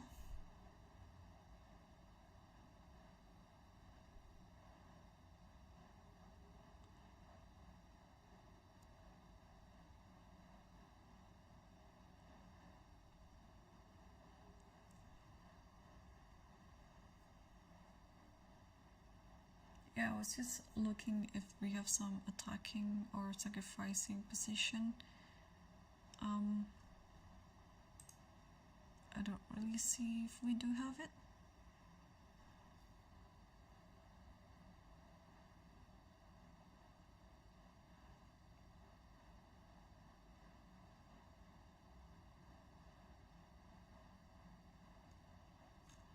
Yeah, I don't see anything. So let's also focus on the top board then, because even on the top boards they're very interesting too. And the game between Sam Shankland especially, and oh, so Queen f8 was chosen by Puranik, and Sam played my move e6, so still according to the prediction. Actually, I was wondering, what does the computer say about this position? How should black take back on f8, with the rook or with the queen? With the rook, yeah, I think so too. Because either way, after rook takes f8, I think e6 has to be played. Ah, it suggested queen d7, but what happened after this? Just h3. Oh, I totally missed it. And after this, you just play rook c7 and GG. Wow, that's so nice. So after rook takes f8, queen d7 is actually the move, so I shouldn't refrain from moving it then. And now bishop c6 has to be played, and after that queen d4 or queen d6, and then white might be able to win in the endgame after the queen trades. Like queen takes here, and then king g8. You take on this, but then you kind of like suffer in this position. Might be holdable, but you just have to suffer a lot. So instead of that, in the game, black played queen takes f8 and e6. Of course, you have to get this diagonal open for the bishop and try to attack. And also, it has an additional idea of giving a fork on e7 too. Yeah, this is very uncomfortable. I have a feeling that Sam might win this position and the game.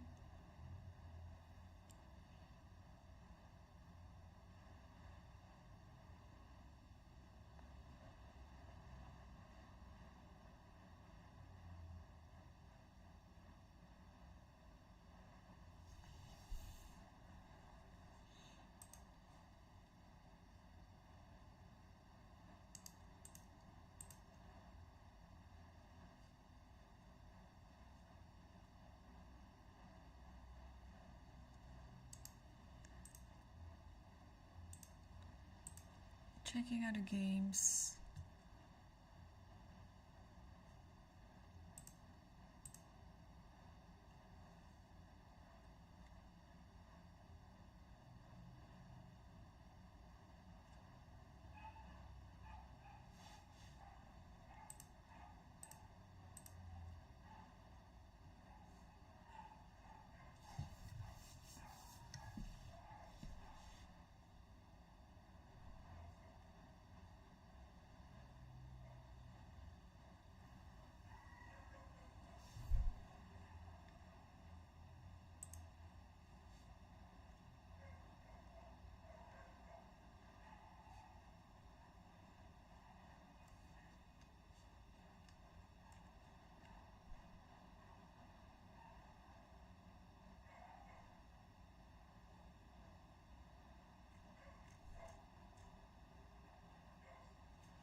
Okay, let's come back to the other game. Do we have more moves in the game between Murzin versus Sunkop? So, alright, so Murzin has been playing all these little moves, but usually these little moves turn out to be necessary in the future. A3, H3, you just want to get rid of your background problem. And yeah, so far, I think White is still under control. But at some point, if White wants to win because of the extra pawn, White has to take some action. But I like what he's been doing so far. He's not rushing into anything and then just play all these important little moves. And the game between Petrosian versus Argaisi after knight g6 move. So probably White is still thinking, because really Black is comfortable in this position, so gotta be careful not to lose on the spot.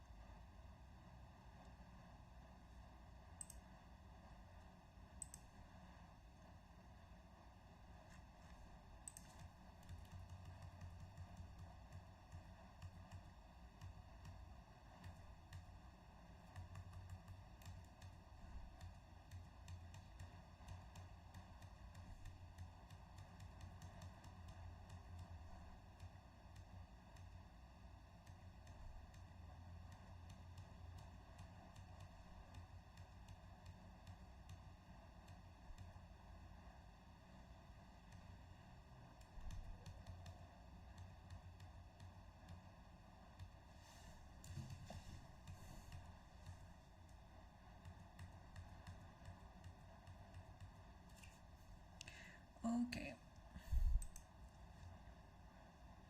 Yeah, still no move yet on this one. Also no other moves on the tablet. Okay, there's some moves here.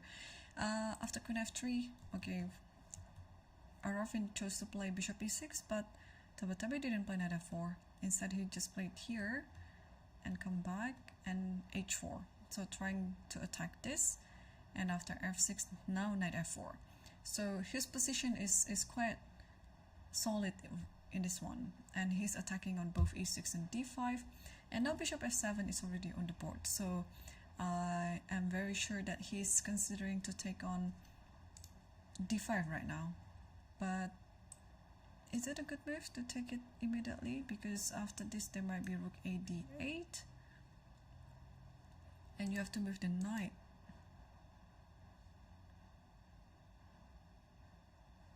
And after this, let's say, is this actually a move now?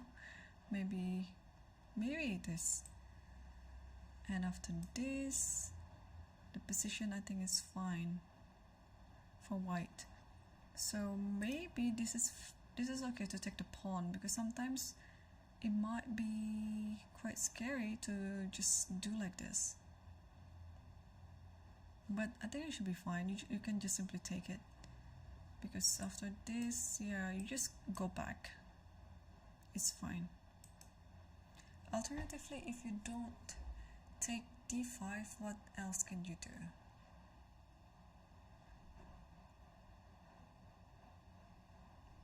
Also, is this inclusion help? Like to play h5 first? Okay, let's say rook a d8, and now you don't have the pawn on d5 anymore.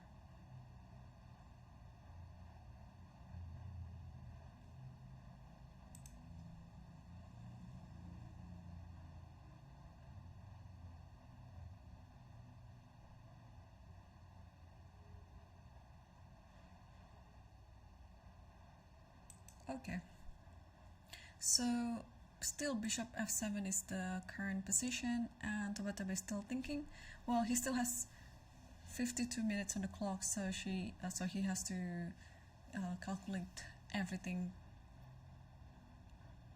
carefully. And okay, e6, king g8, and now let's try to think on how to proceed with this position. I had an idea to play queen h4 here because you want to give a fork on e7, and the rook still cannot move anywhere except d6 or d5. What else do I have here? Like, I just want to push e7.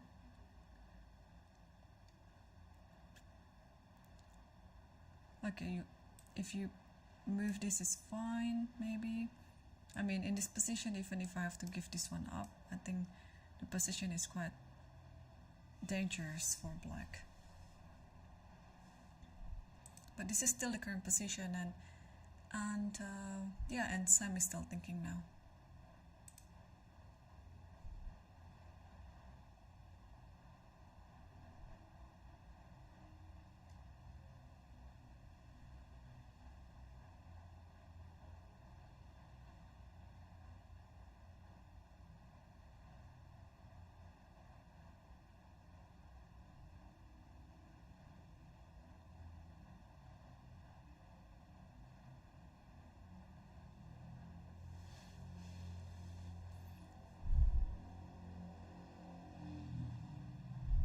So the players have 90 minutes plus 30 seconds on their clock. There's no second time control, so whenever they hit move 40 and going to the 41st move, they are not going to have an additional time control. So usually within 4 hours or 4.5 hours, maximum 5 hours, all the games will be concluded.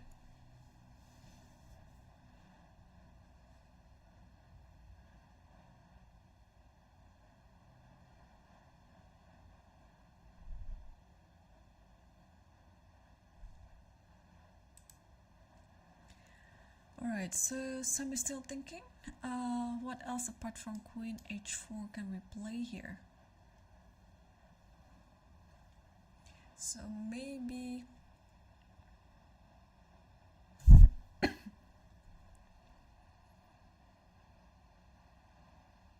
I just want to get this rook into playing. But what can I do?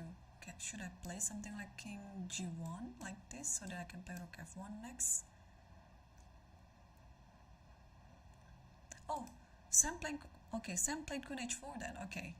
And the opponent played rook e8, okay. So now we already talked about this position before.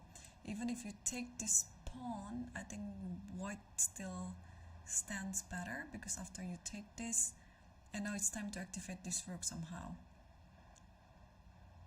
Or maybe stopping this one from moving by playing bishop e3. But do we have another move apart from taking on d4?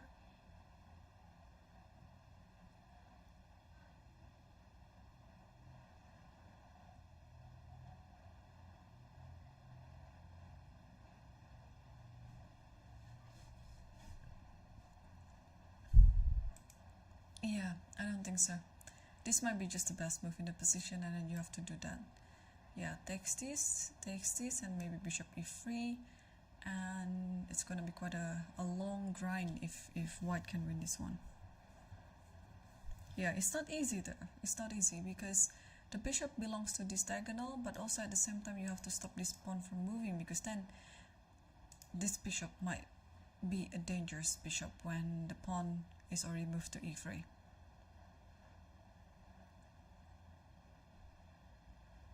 So Sam already took on d4, and I think we're going to see rook takes e6 pretty soon.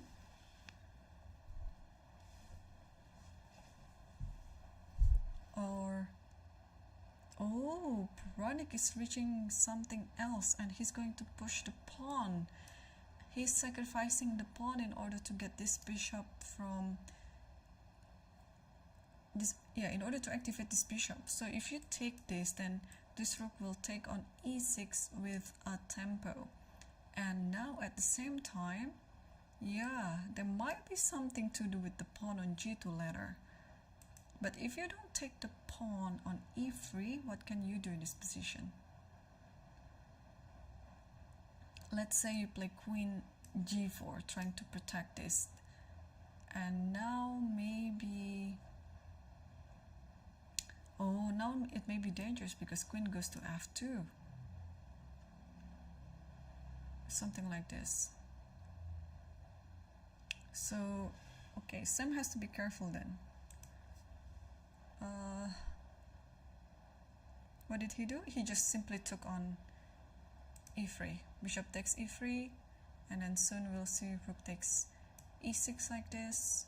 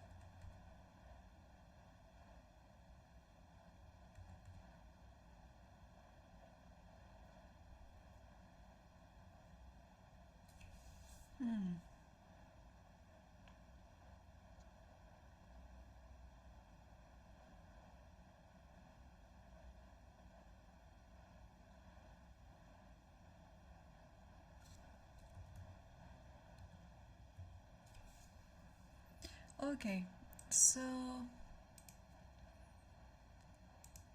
Puranik still hasn't moved yet. I was just wondering what could be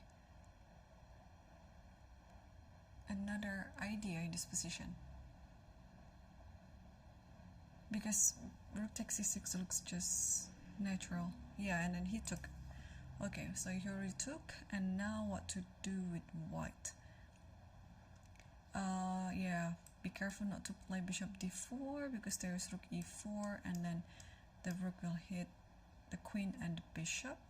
You can still save it by playing queen here, but then you have to defend g2 all the time like this. So it's not really clear what to do here. And I mean the bishop has to be moved or to be protected, or maybe attack. But if you attack something like this, maybe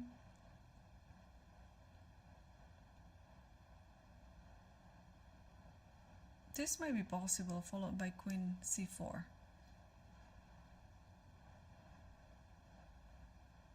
But there might be some idea like check here maybe. Yeah, this is dangerous.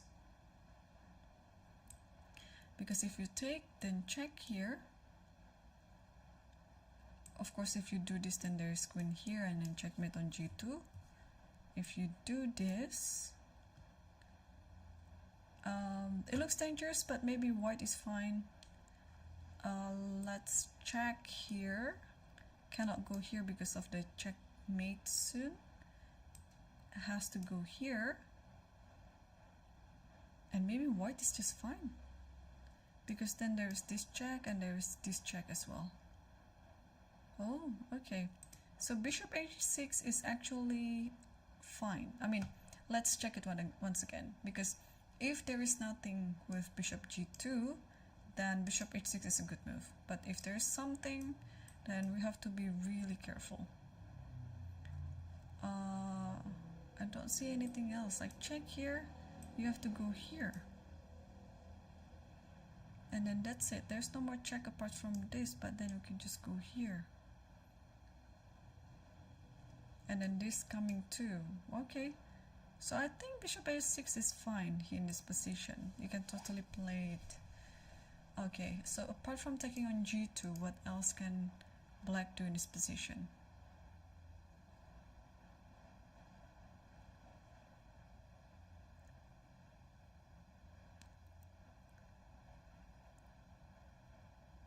Because also got to be careful with, let's say you move on like this, it looks very natural, but then you'll get mated soon.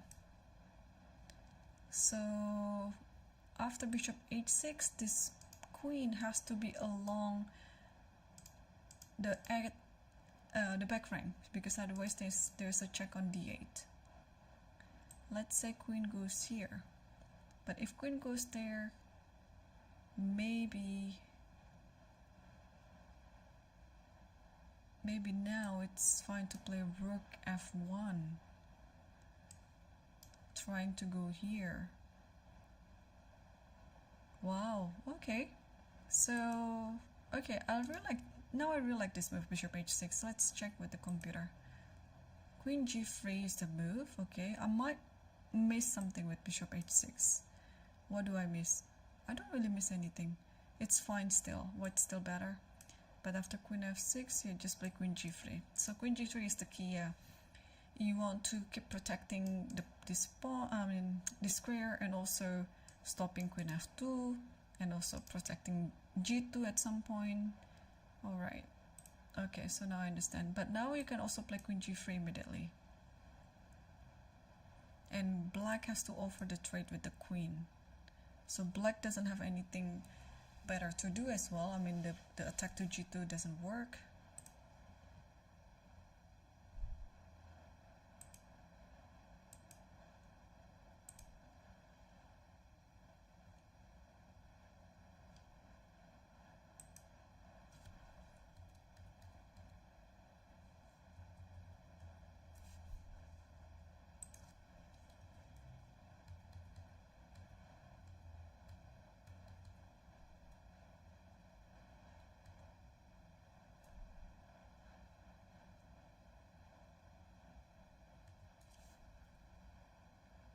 Okay, so let's see. So rook e6 is still the current position, and Sam is still thinking. Let's also update ourselves on the games between Volodar Murzin versus Sankap Gupta, and looks like it's still quite equalish, but gotta be careful with this a6 move. So we saw the position up to h3, queen h5, and then takes, and knight e2. The knight tries to be more active now, and after b4, yeah, black has to do something to anticipate this e6.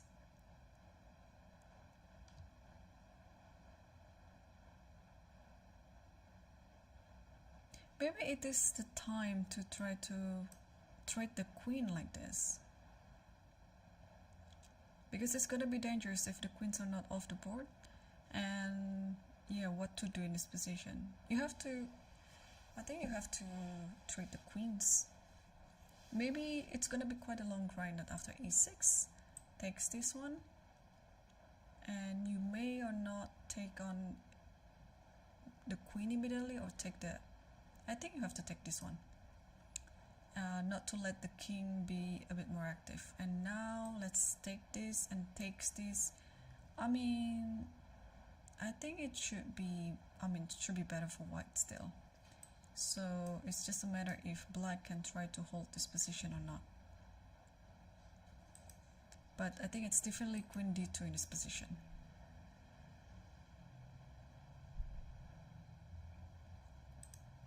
This is still the current position, and Sankap Gupta is still thinking.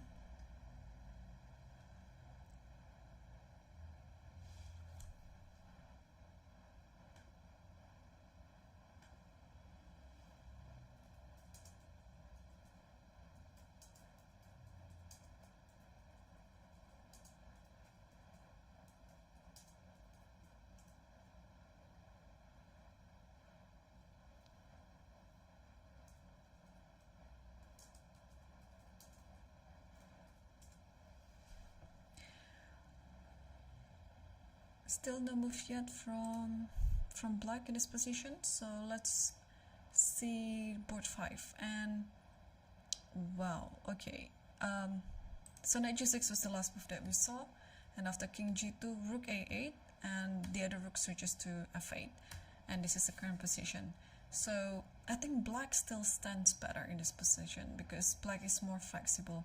Maybe I think roughly speaking, this should be still equal, but black is having like more ideas than white. because this pawn is still kind of like hanging, the knight still cannot move anywhere, and yeah, you cannot really take on b6 because otherwise in the endgame later it will be better for black. So white has to try to close everything, but if white tries to close it up now, then it's easier to play as black because you're just gonna go to c8, and then soon you're going to double up the rook on the f file and potentially put the knight to f4 and have the rook on here, and yeah, maybe it's still a draw. That you also put the rook on e4 and so on, but again, black is going to be better.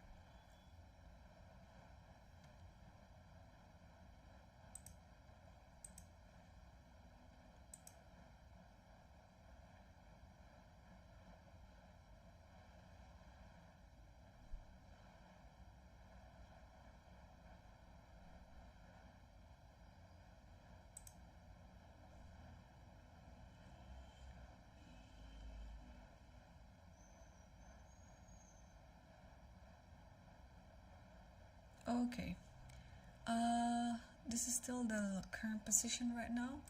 Do we have other games that are still going on and is currently very interesting?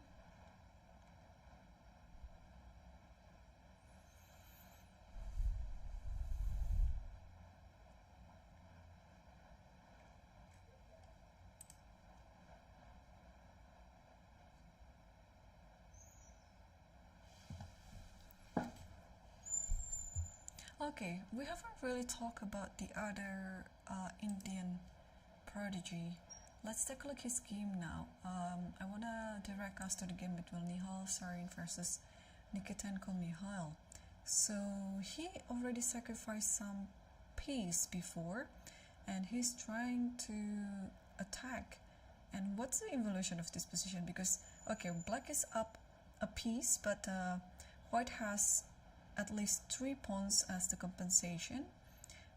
Also, the position itself, I mean, white is better, but whether it is enough or not, I don't know. And white is winning, so let's take a look. Where's the sacrifice? So this is like a normal Breyer variation from Spanish, and Nihal just keep playing, play, takes this. Ooh, so he, okay, it's not really sacrifice because f6 is also hanging. Knight here and here, takes here. Okay, where's the sacrifice? Here is the sacrifice. So he played knight g5. Wow, takes. Bishop here and takes this one. And after queen this here, and you still cannot take on. You can actually take on g5 if you want to, but okay. Nikitenko played king f8, and this is white to move. And according to the eval bar before, that white is better, close to winning. So what do we do in this position?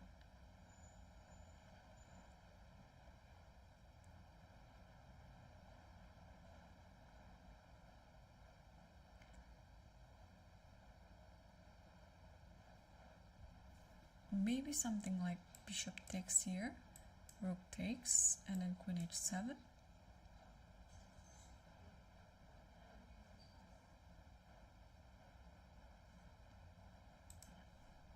Or what else should we do?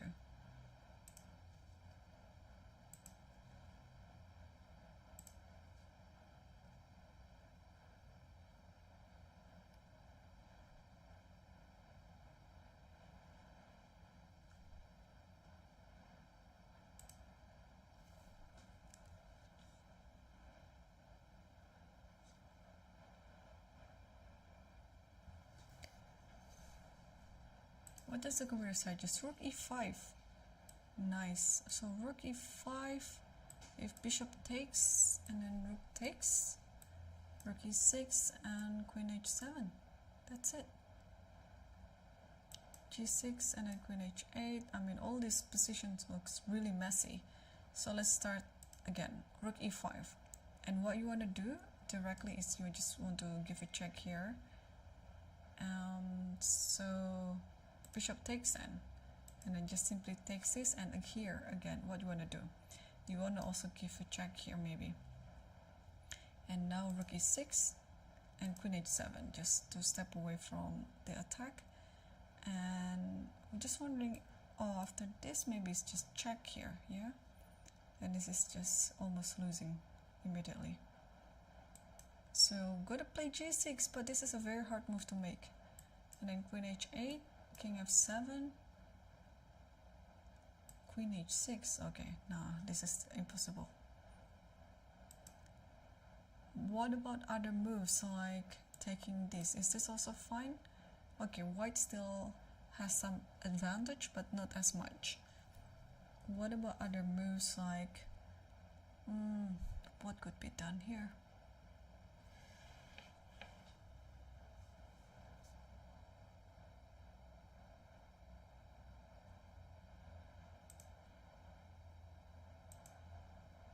Yeah, it has to be rook e5 then.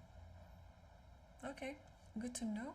And let's quickly switch back to the top board. Board 2, and Tabatabai is still... Looks like white is better, but okay, according to the file bar it should be just equal. So we saw the position after bishop f7. He decided to take this, and after rook a d8, put the knight on e3. And after knight takes d4, just take on b7, and after rook d7, now where does the queen go?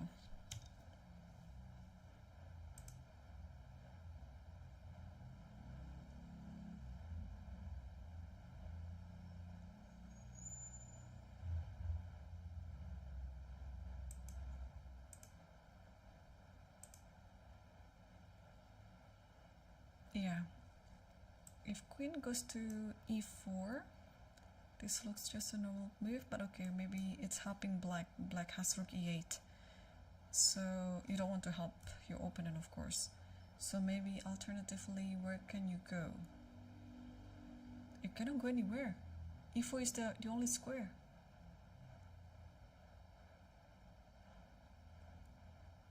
Or knight e4. Ooh, this is tricky. Let me show you. If you play knight e4, there might be some trick with this. Knight f3 or knight e2. Maybe knight e2 is better. I don't know which one though.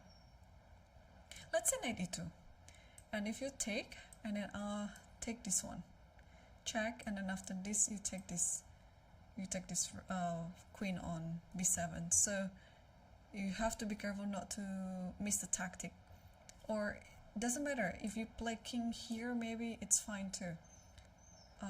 And then you can just simply take this, and then this one is under attack, and even if you take this, now you can just take on b7 again. So after knight d7, I thought that e4 was a move, because okay, originally after the queen moves, then okay, you can move something. But no, knight e4 is not an idea because of this knight e2.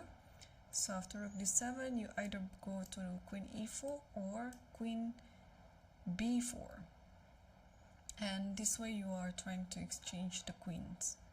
And I think that's what Tabatabai is currently thinking right now, whether this position is a winning endgame or not. Because I think I can understand if he's pushing for a win, because he has a pawn up in this position.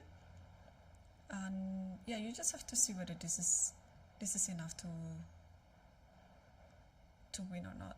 Okay, but after this there might be this idea, and you cannot go rook d2 because of the same idea. There's this discovery, so you have to go elsewhere. But going elsewhere means maybe rook a1, and here, yeah, I don't think you can. Even if you win this pawn, I don't think it is winning here, because after this takes, and black should be fine. Even with an extra pawn here, white is not really better. Okay, so we figured out that much on this position. What about the game between Sam Shankland versus Puranik again? Because That was quite interesting. After e3, bishop takes e3, rook takes e6, queen c4, pinning the rook, queen f5, and rook d1.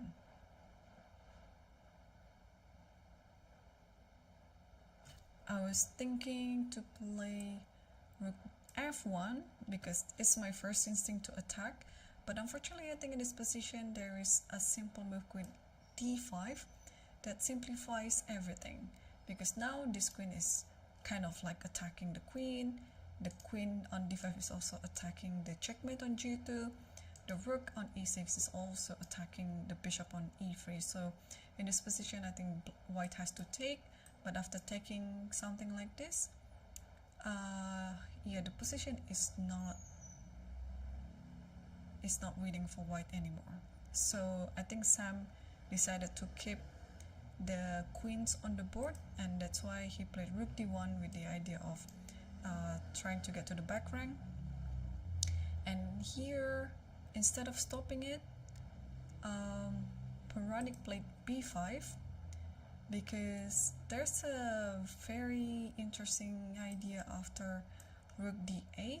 I think you can just simply play where to go with the king, maybe here. And now you're in a tough position, because if you keep giving a check again, then the king will somehow walk to the center and attacking the rook, and now everything is under attack. This one is under attack, so it's the rook, and then this one as well, and this one as well. So it's best not to leave the back rank. But the thing is, it's gonna be very hard to improve white's back rank with h3, because this bishop is turning into like a really strong bishop, and whenever h3 happens, the queen can just take it. So queen d4 was the move, and now what black is thinking,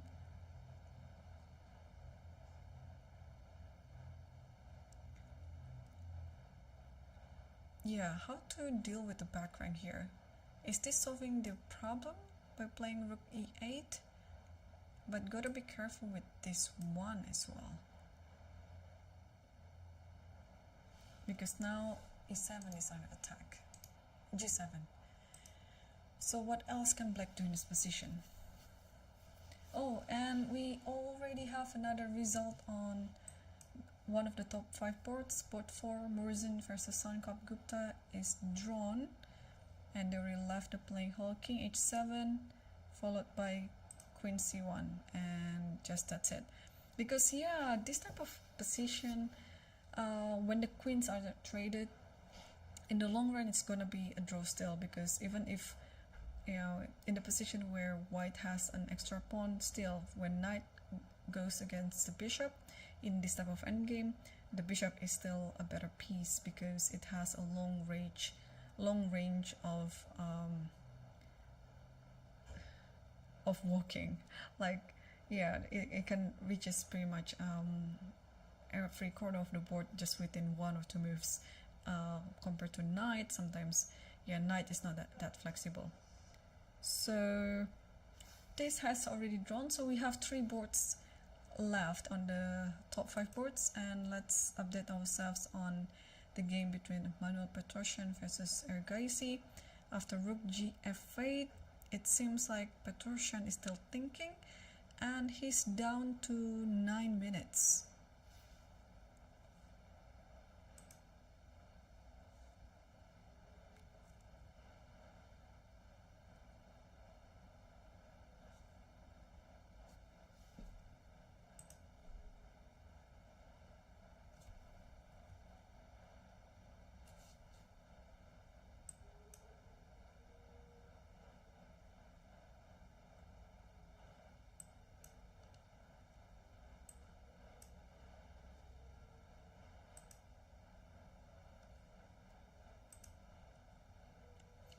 Okay.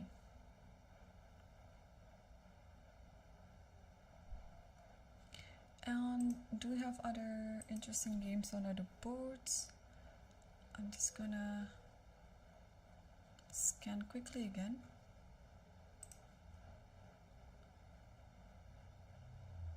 Oh, and there has been a trade of queens apparently on the game between Sam Shankland versus Abimanyu, and it's looking like it's gonna be a draw.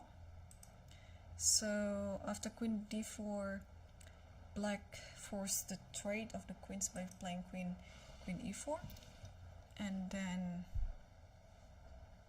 queen has to take on e4, bishop takes e4.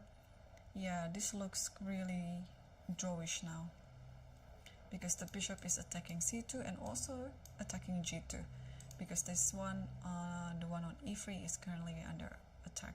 So if bishop takes a7, let's say, and this might happen. Yeah, and then you have to stick on the back rank. This may be, yeah, you don't need to take some unnecessary risk maybe, because let's say you do this and the rook will come here, then the bishop will come here, attacking this.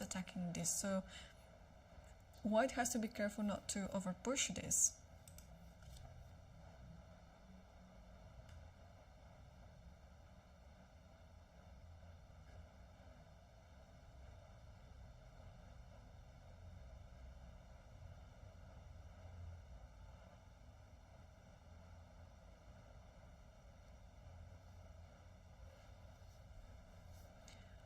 This is still the current position right now, and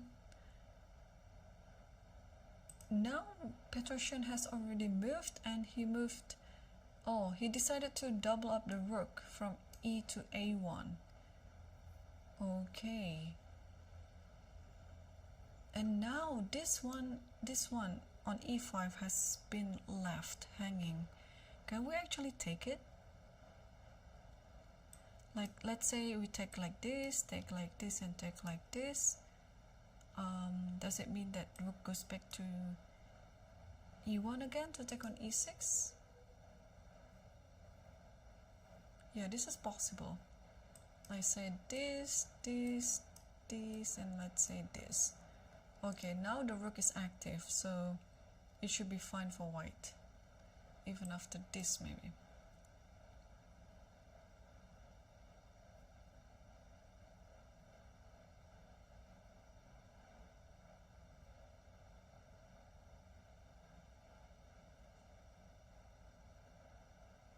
Yeah, even after that, at least there is something like rook a2, should be fine. So can we really just ignore e5, or should we do something else as black in this position? What about the other move? What about knight moves to f4? The thing is, after this, the knight can just be taken, and this one has to be taken with the pawn, because if the rook takes, then this one might happen. So this move is having some sort of tricks there. And this only king can take, but then check here and then push again, because after this there is this, takes. I don't know who's better in this position. Okay, I might be playing it too fast, but that is kind of like the idea. Maybe in this position, instead of b6, yeah, maybe better to move the knight first, like this, going to d3, because you can always play b6 at some point. Also, this one is saying, no, this position is better for white now, so gotta be careful not to play that. What else can black do in this position? I assume it might be just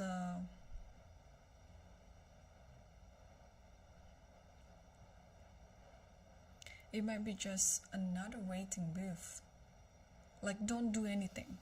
Let's say bishop h8 looks like it's not doing anything, but maybe you shouldn't do anything here. You should just be ready of whatever happens, but still keeping an eye on this pawn, maybe, because then after this you have your rook over here and it is protected. What else can you do after bishop h8? And the king might actually go here, right? But is there any difference when the king is here compared to when the king is here? Yes, it is. Because if the king is now here, you can take this. And now the bishop is not under attack anymore with rook e1 because it now is closed. So maybe after bishop h8, what white has to do is also another waiting move. I don't know, maybe go back here again. That's potentially is a move, because whenever this one is closed, black is comfortable.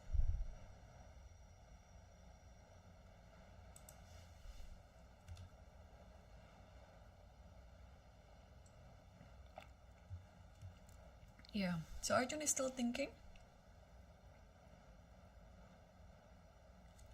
And let's see if there's some improvement in the game between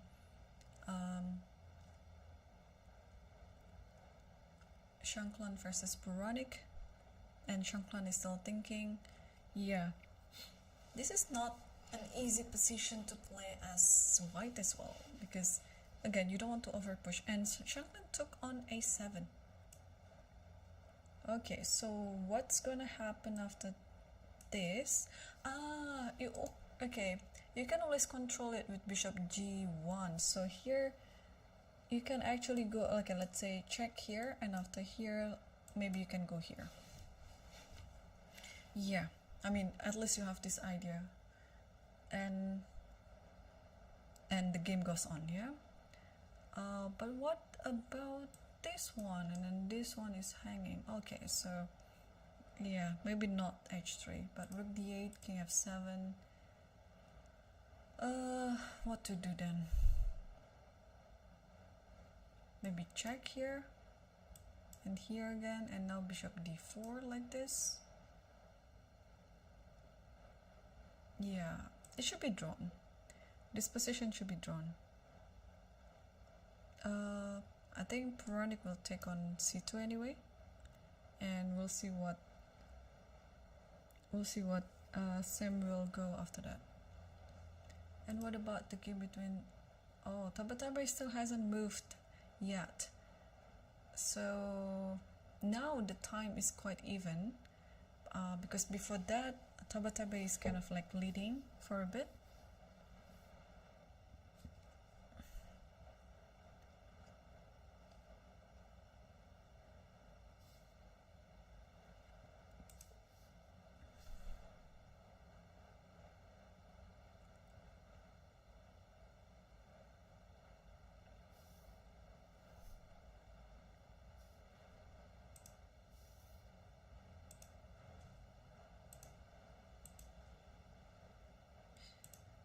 Okay.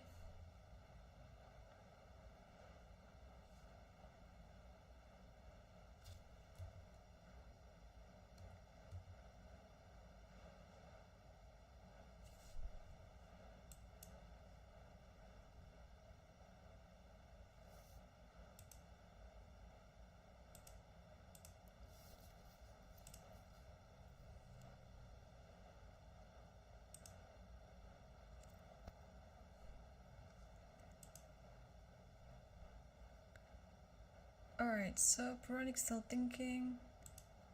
Eric is as well. Yeah, there was one interesting position between Sarana versus Fakidov here. Because it looks like white is just going to win the game anyway. Okay, rook here already being played. And now maybe it's the time to take on this and then try to collect all the pawns. So this is gonna be win for Sarana, and I guess Sarana is on what he is on right now. 2.5 or 2. Let me check it. Yeah, meanwhile, what do we have on the other boards?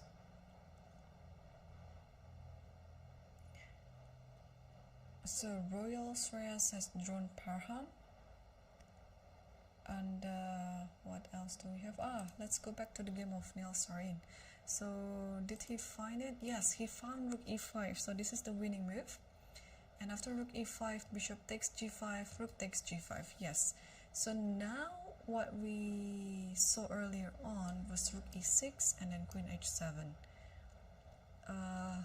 But what else can black play in this position?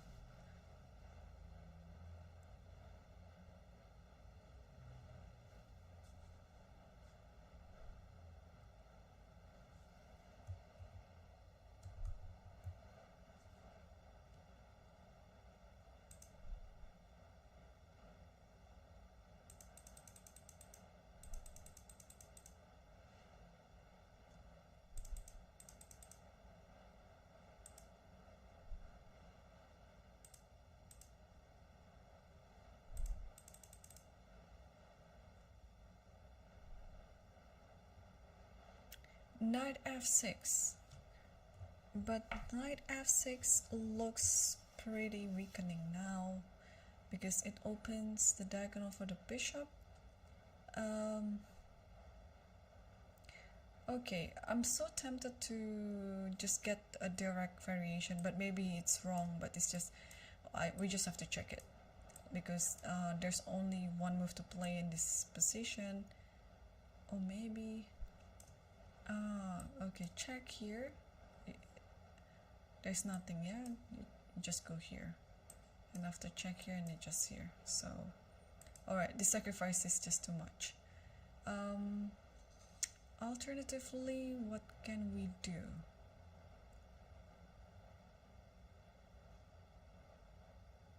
Can we go here? Rook f5 with the idea of this. Just a direct idea there. You just want to take on f6, and the queen maybe has to protect it by playing queen e7 like this. But if queen e7, then queen h7 might be possible with the idea of queen g8. Although there is this bishop, yeah, there's this bishop d5, but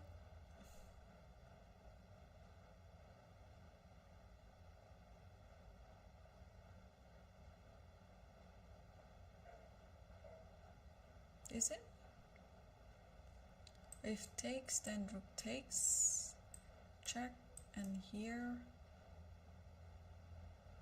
yeah, then that might be it. If check here, then go here, and the knight is attacking the queen. Yeah. So what happened was, instead of doing anything, Nihal just simply took on the free pawn on c5.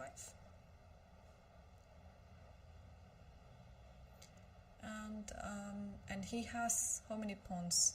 4 pawns as a compensation, and on top of it, he also has a great position, like a great attacking position. So his compensation is more than enough, and he's actually is much better in this position. Alright, let's move on back to the top board moves. And Tabatabai chose to play queen b4, and we discussed that earlier. Queen takes b4, a takes b4, and I think I'm predicting bishop b3 to happen here. Black is not moving yet, but I'm almost sure that this is not happened. But instead of bishop b3, he played rook to b8 immediately, which makes a lot of sense because you just want to gain back the pawn on b4. And now how to deal with it, right?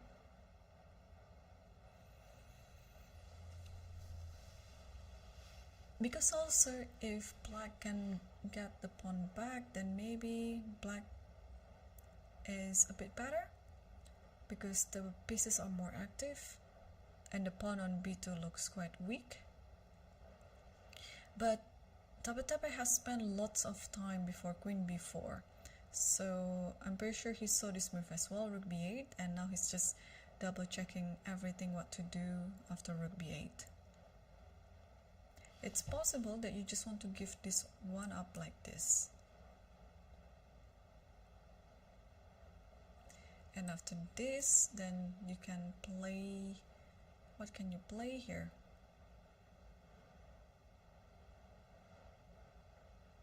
Actually, this is interesting to play something like this. Or maybe with the other knight. Okay, I don't know. Let's check it. Like takes. Yeah, I think it's better with the other knight. Like this. But the thing is, if you do it with the other knight, then okay, there's always knight c2 followed by b4. This b4 is always annoying. Alright, how to handle this threat on b4 then?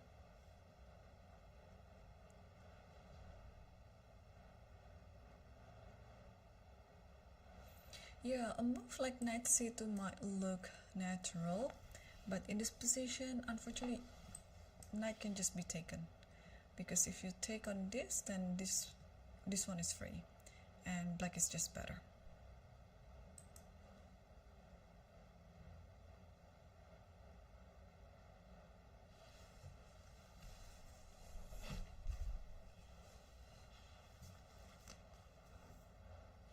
Okay, do we have a move on this position yet between Shanklin versus Veronica? What is going on? Wow, is Sam tilted? Because now, instead of, I mean, white had an extra pawn before, and now white down a pawn. What's going on? So after rook takes a7, oh sorry, bishop takes a7. It's a very clever move to play rook a6 now. And then here takes on the pawn here and takes on the pawn, and after here takes on the pawn. Like, how to explain this? So Sam just gave 3 pawns. Okay, they agreed for a draw, but this is not the way to make a draw. Like, not like this. So Sam gave 3 pawns, one after another, so in 3 moves. So the game went like this, and then they agreed for a draw.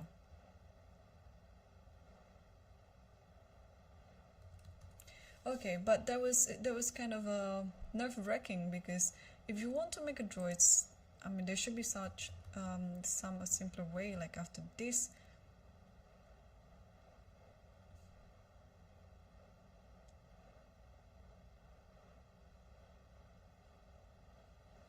I'm just thinking what to do here. Maybe give a check on the back rank? Like, why not?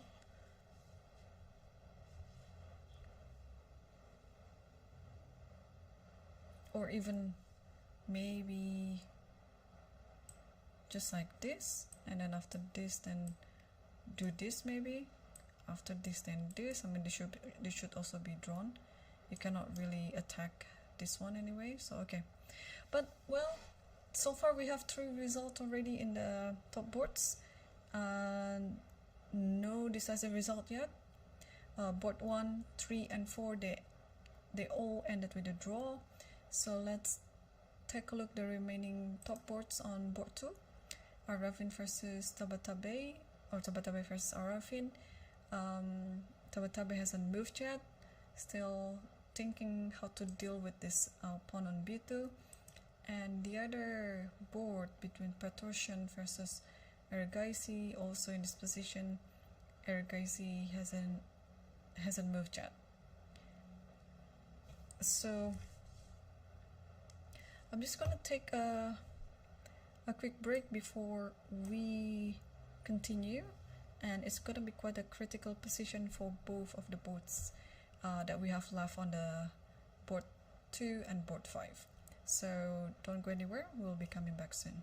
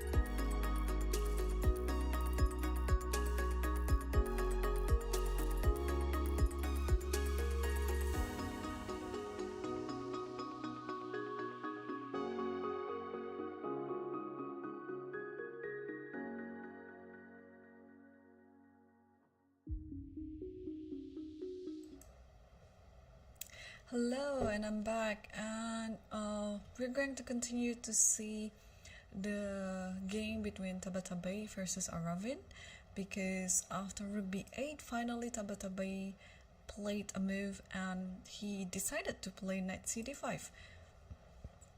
So it's a move that came to my mind before. I think he was just trying to figure out which knight has to go to d5, because this is also possible to be played with the other knight, knight ed5 like this. But maybe the difference is now the knight is now free to go to c2 and take on b4. While with the knight to cd5, if you go here, then I simply take it. So the idea of knight d5 as well is if you take this, then rook takes, and everything is still kind of under attack, but okay, the bishop can just move back to c6 and things are under protected again. So maybe instead of taking this, throwing knight f5 is a good idea, because if you take, then takes this, check here, although I believe this still might be a draw. Maybe check here, and then after this, then here. Yeah, I think it should be still a draw, because then king here, takes here, and so on. So what else can we see from knight cd5? So if we take this, yeah, I think it's almost certain that you have to take on d4, and bishop has to protect the rook with e6 or c6. Let's say c6, and then you take, and now maybe protect it this way, so that rook e7 is the idea, and also the knight is protecting b4. So when this happens, then you can give a check. The difference is now if you put the king over here,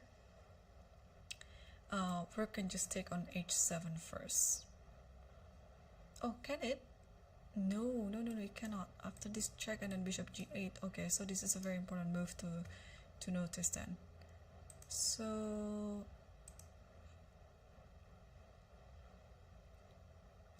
does it mean I cannot go rook e7 then, because there is king f8?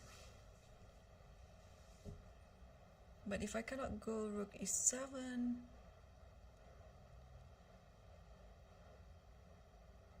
where should white do in this position?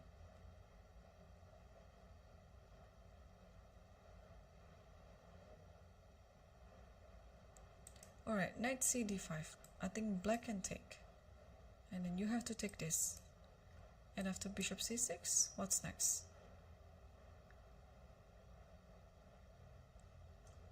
Because you have to take that one, I guess. Like takes this and takes this, and and maybe, okay, the knight is already pretty good there. Maybe put the rook here so that the rook can go to c7. But with the bishop versus the knight, yeah, the bishop is always better, so it's fine having one pawn less like this for black. Maybe bishop can just go to b5 and everything is under control. Alright, while Aravin is still thinking, let's switch to Petrosian versus Ergaisi, because this has simplified quite a lot as well. So after rook ea1, Ergaisi took some time to think, close to 20 minutes of thinking, and then he decided to take on f3, and after this knight takes e5, and white decided to give the exchange back, because if the rook moves elsewhere, like perhaps maybe like this, then this pawn is now lost as well, and the position looks terrible. Yeah, with these two pass pawns on the center, and then also this is kind of like, well, not really hanging, but something to think about as well. So that's why after knight takes e5, Petrosian decided to give the exchange back by playing king g2, but if that happened, then knight f3, king takes f3, and now black is left with an extra pawn and with a much better position as well. The extra pawn is the pass pawn, and probably with the better bishop.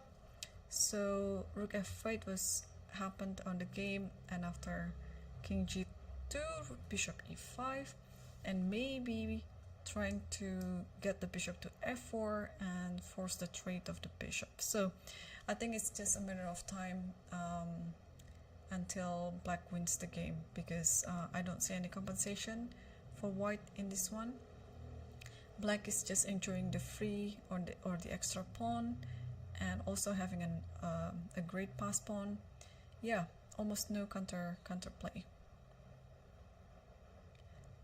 On the other board, Tabatabe is still thinking. After knight cd5, and both players have kind of equal time on the clock with 11 and 10 minutes.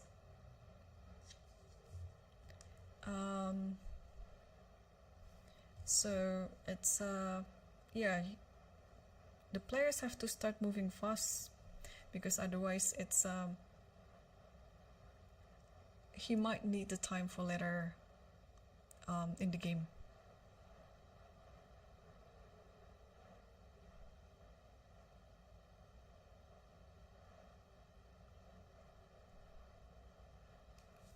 So alright, so this one is still,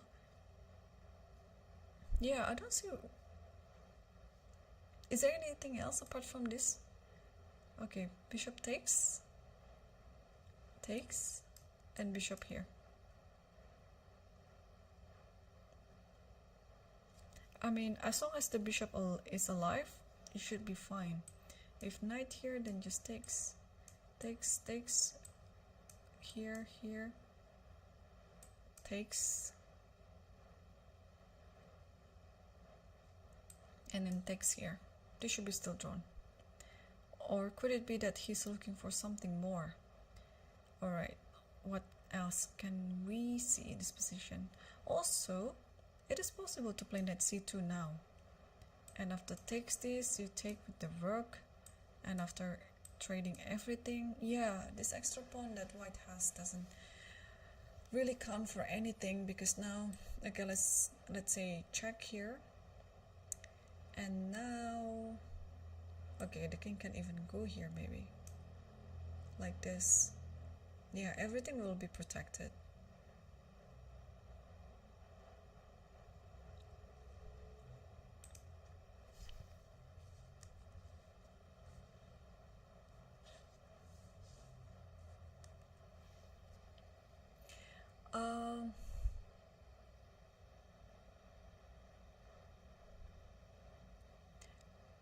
Okay, black is still thinking. Let's switch back to the Arjun's game.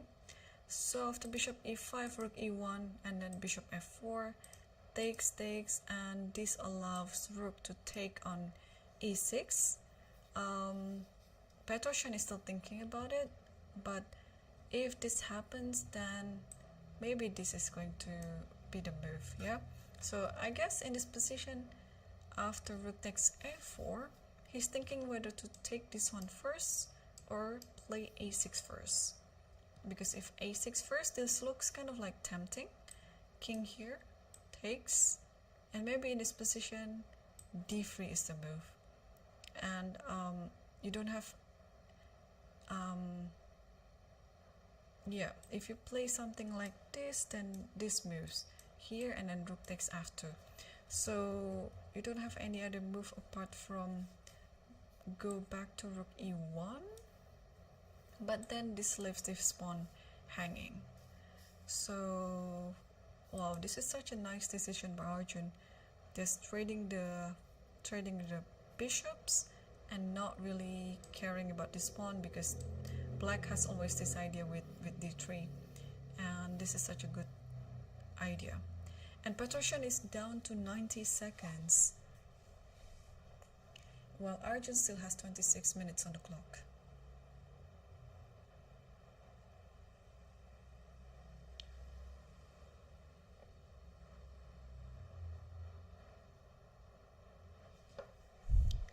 Alright, so still no move yet from Petrosian after rook takes f4, but I think he has to move soon because he's now 1 minute left.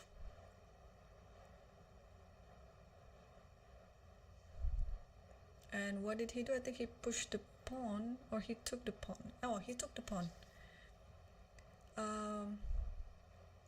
He took the pawn on a6, b6, and now how to take it back. I think it has to be with the pawn so that it doesn't come with a check when rook takes on e6.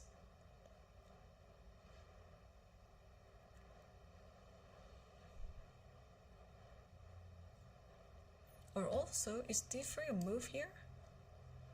Like, let's say I played d3. I mean, I would take for sure, but I'm just wondering if d3 is a move, like after this, and then takes here maybe, because these two pawns are not dangerous, are they? But there is something like this, and then you have to stop it. And then this. Okay, but you always have this. Yeah, so maybe it's fine. So I think after a b6 you can totally play d3, because after this now you just play d2, and then for whenever like this, then there's rook d4. So automatic recapture is totally fine as well, because again after this there's d3. d3 always comes at many position. Like if you stop like this, then maybe just takes this one. I like d3 now. I think it's more straightforward in this position. But also there's nothing wrong with taking on b6 with the pawn.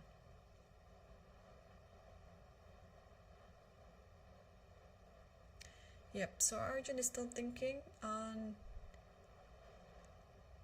the other board. Tabatabai versus Aravin. Aravin has already moved, and whoa, so he chose a different approach. So after knight cd5 here, we're talking about this, we're talking about taking this, but he decided to keep the pieces on the board, so he played knight b5.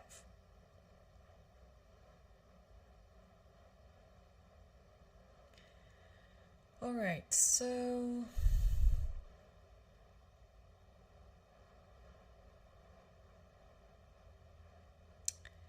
just wondering what's the idea. If the knight, okay, maybe if the knight goes here, then the knight will come back here again, and we might see some repetition.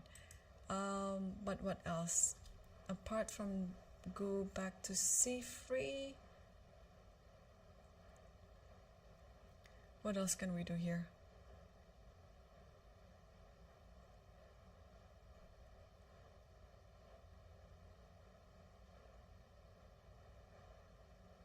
Because I think what black is planning to play is rook b d8, and it has quite a threat on the d file.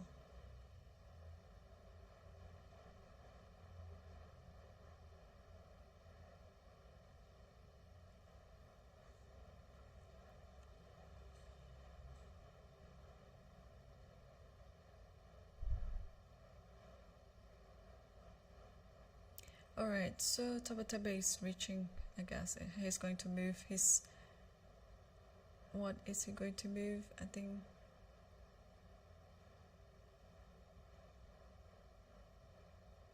he's reaching his knight on d5. But he's a bit hesitant to play it.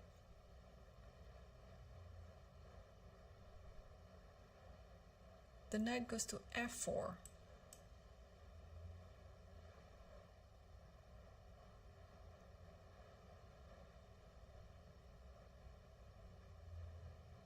Alright, so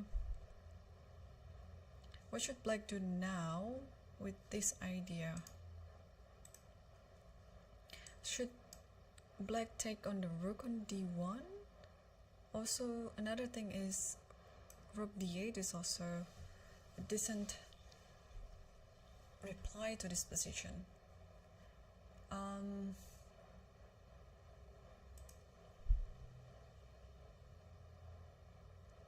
Yeah, Arifin is now 5 minutes left on the clock, so he has to play faster. The position looks not too difficult because the bishop on f7 tends to be a pretty good bishop. It is holding many things here. So what he needs to do is just to play faster. If he'd like to keep a control over the d file, he would have to play rook d8.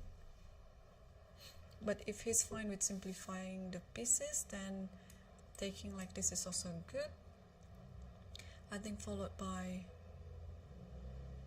what should I do here? Maybe followed by rook c8.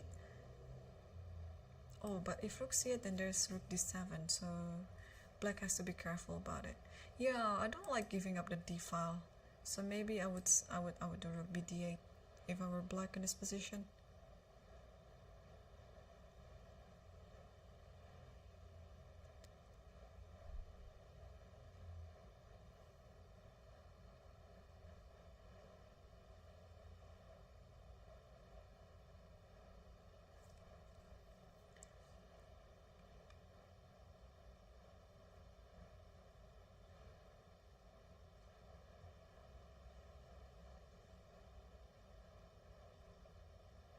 I'm just gonna scan through other games that I was following before and if there's any interesting position to see.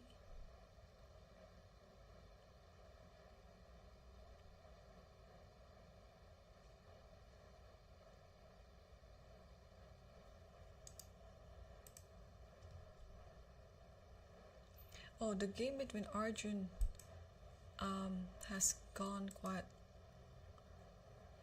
some time there. So the last position was rook takes f4. Oh, a b6 and king takes b6. So Arjun, I don't know if it's, I don't know if I like this move, king takes b6, because it allows rook e6 with a check. But okay, let's see the computer line. Ooh, Arjun spotted it. Arjun just spotted everything. King b6 is the move. Rook e6 check, king a5, so the king march forward. After rook a6, king b4, rook takes a7, king takes c4, b6 there, and rook f6, rook a6, and f8, b7, rook b8, and rook b6. And now it's just a matter on how to do these two pawns. So maybe it's better to play king d3 followed by c4 and c3. Yeah, so Arjun is still not moving yet, but he has better time situation than his opponent. Okay, he moved d3. I think it is pretty much the same, as long as you do something with these two pawns, because these are your advantage. And then king c3, just walking like slowly, you know, like stairs, like that, and then push it again, and push it again, like that. Okay, so it's almost, I think this game is almost over, because let's say that after d3, king here, go here, something like this, and then this pawn will come. Yeah, this rook is so tight to this pawn. And now king c2 comes, and then d2, and then c3. So it's almost like, how much winning is Arjun in this position? Oh, it's okay. Arjun is like 5, -5, okay, or +5. I don't know how you call it, 6 now. Okay. So yes, it is actually after rook b6, d3 is the move, yeah? Just like that. And what's wrong with king d3? Okay, king d3, king f1. I think, okay, this is still winning as well. Okay, so he's actually spoiled with choices there.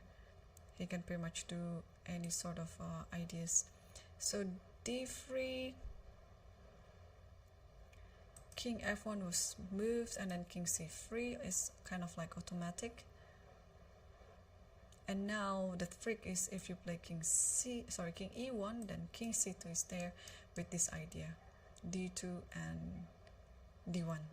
So yeah, I think I would expect some resignation soon on this board. White doesn't really have anything so much now, and he's also down on time. So maybe out of the yes, so White resigned and Arjun won the game, and he is on to 3 out of 4. He lost on the first round against first round or second round, perhaps it was the second round, against Nicolas Teodoro. So yeah, so now for now there is no clear leader, because the top 2 boards that we are going to see, Hans Liman drew against Salim Saleh, so they're sharing 2.5 right now, and the other leaderboard is this board, Tabatabai versus Aravin. Aravin is currently on 3, and if he wins, then he's gonna be the clear leader. But if he also makes another draw, then those 3 people will still be leading the tournament. So what is happening actually? We saw the position after knight b5 and then knight f4, rook here. Ooh, he missed this tactic. Knight h5, and then if you take this, knight f5, and then White will win an exchange. So knight h5, you have to move the king, but then White wins another pawn on f6, king g7, and now knight d7 and rook b7. Okay, now Tabatabai might be stealing the show then, because he is now, okay, 2 extra pawns, but the last pawn that he won, it should be a clear oversight by his opponent. So yeah, this is actually a very good reminder not to miss any tactic at any given point.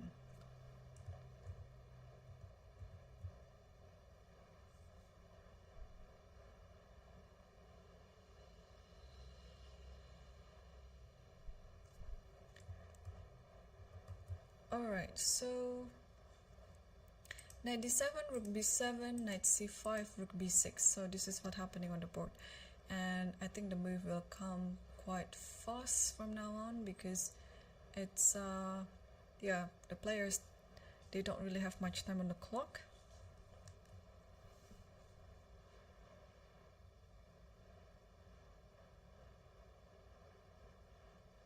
And okay, I'd like to ask to see the 6th board as well, between Teodoro Nicolas versus Yang Yi, because looks like Teodoro is on the track to make another upset in this round.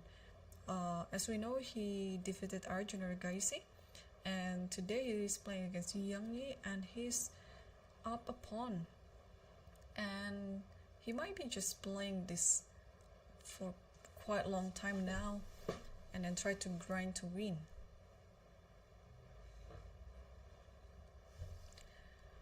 Alright, so let's move back to board 2. Here Tabatabai hasn't moved yet.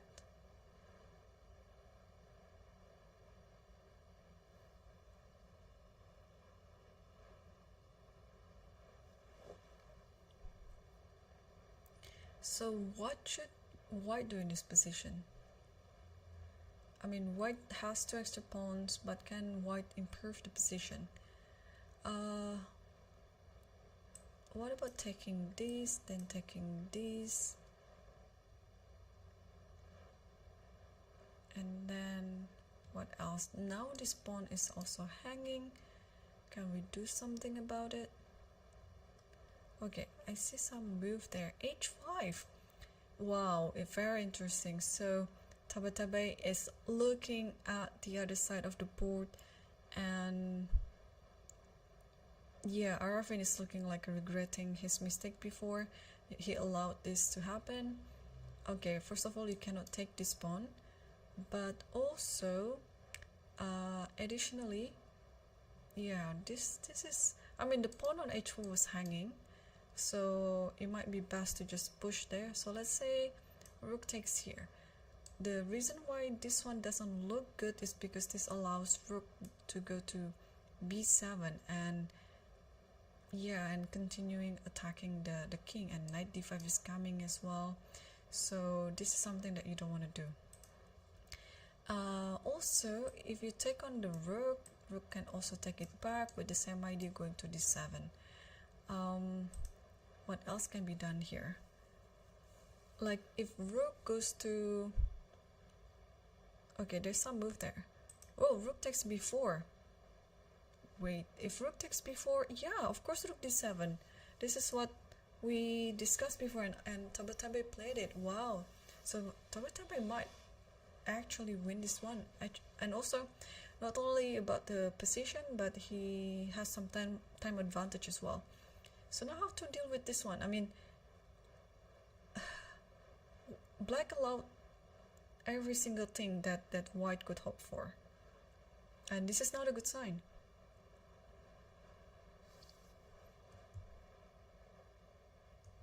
Yeah, this is not easy to play, especially with only a few minutes left on the clock.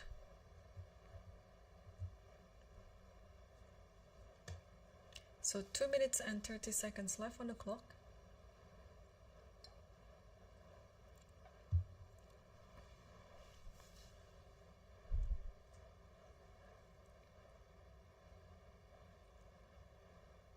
Yeah, Marvin has to play faster now because there might be some more complications coming along and he might not have time to think about them.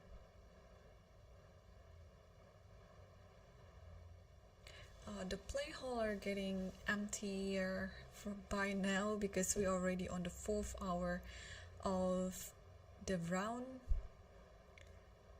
and yeah, most of the players, they're just playing on increment right now.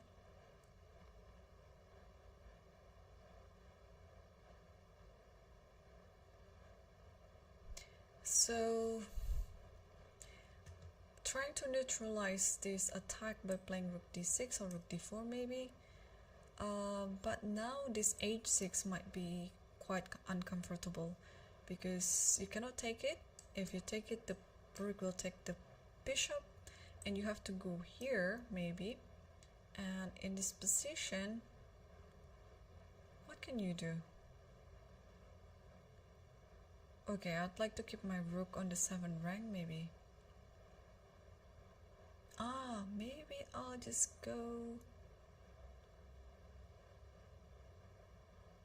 Okay, so instead of rook d6, he chose the other rook d4. Yeah, this is a similar idea. You just want to neutralize the attack on the 7th rank. But again, this will come h6. I'm pretty sure h6 will come on this position.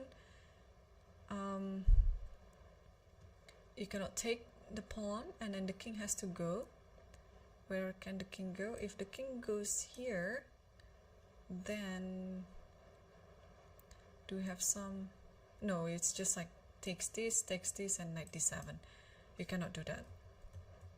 The same goes if the king goes here. You can just takes, and knight d7. So after h6, the only move is to play king to g8. Oh yeah, so it already happened. So king g8 is already on the board. But now I'm just looking if there are some other tactics that he might miss. What if just gonna do this, and then this? Because in this position maybe you have to play rook d6, and after rook d6, okay, if this one, and there's a check here, and then takes this, and then you can actually simplify the position. Alright, so what else can be done? What if I just maintain my rook on the 7th rank by playing rook e7? Also, I'm preparing maybe this and this. So Tabatabe is in the driver's seat right now. I think he should be winning by +2 maybe. Let's take a look. Oh, even more in this position, +5. So what? Oh, knight g4. What a nice idea. Nice idea. Yeah, so you cannot take this because of this check, and then it's gonna be some checkmate soon coming up, like maybe this, and then at least you just win the rook if you want to, but it should be just checkmate.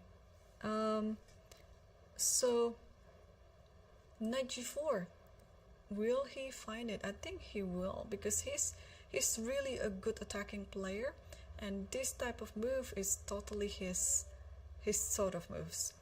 And here you have to take on d7, and after you take on d7, you have to take this one back, and the rook has to move. Where does the rook go? Probably some, I don't know, maybe rook d6. But after rook d6, there's like this check, and then rook here, and then yeah, this is just lost. So okay, king g8, knight g4. This hasn't been moved yet. Taba is still thinking. So you are forced to take on this. And after knight takes, maybe rook e6 to stop the rook. But maybe it's the same thing, like check here, and rook c1 with the idea of rook c8. Maybe that's it. And how do you stop rook c8? You can play knight d6. But this is just, I mean, just a matter of time until the rook gets to the back rank. Let's say I play rook c7.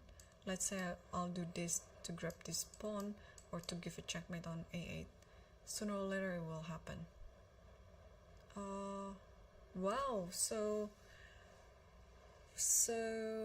Taba might actually join the leader for tomorrow along with Salem Saleh and Hans Niemann. So what did he do? He played it! He played knight g4. This is the winning move. Wow, he played the winning move, and Arafin only has just a bit more than 1 minute left on the clock to figure things out. This is not a pleasant situation to be at for sure, and he has to, I mean, rook d7 looks forced, but even if he does it, it doesn't really solve any problem.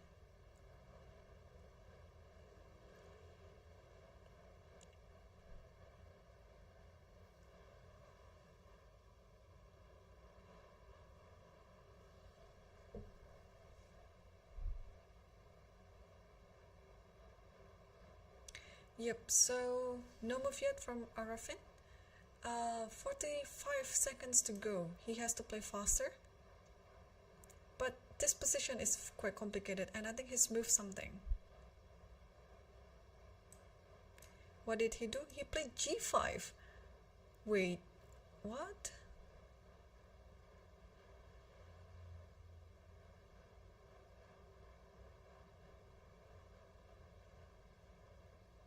Okay, so what can we say about this position?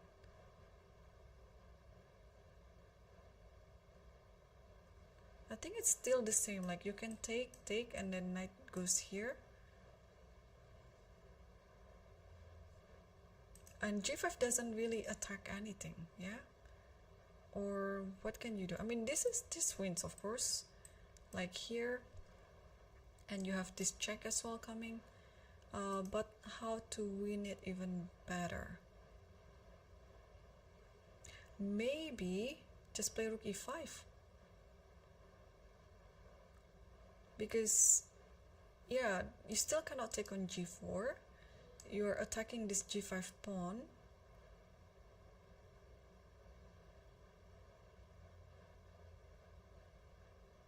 Also, why not rook e7? I mean, there's so many good moves here. You're attacking this. So if you take this, this will happen. And then soon, knight goes here, and then you'll take on... Yeah, I think rook e7 is the best move. Because this might happen. And then where does this rook go? It doesn't matter where the rook goes. It's check, and then king h8, and rook takes f7. Alright, so Oh, he's done it. He's done it. So he played rook e7. Yeah, it's almost GG now. You cannot really protect this bishop. And if you take this one, then knight goes to d7 and knight f6. But if you play knight d6 here, then you kind of like made in the spot. So what happened? Bishop g6.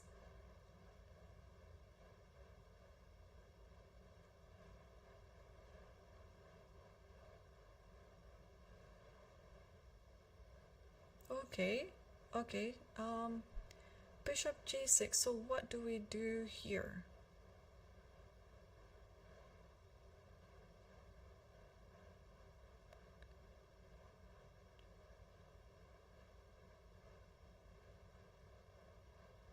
Okay, I think we can just take this, yeah? Takes, and then knight here. I think it should be just winning. Or maybe it's not really. Because after this, just check here. And this should be winning. You're threatening mate in two, like this one and then this one. Okay. Oh, knight e5 immediately.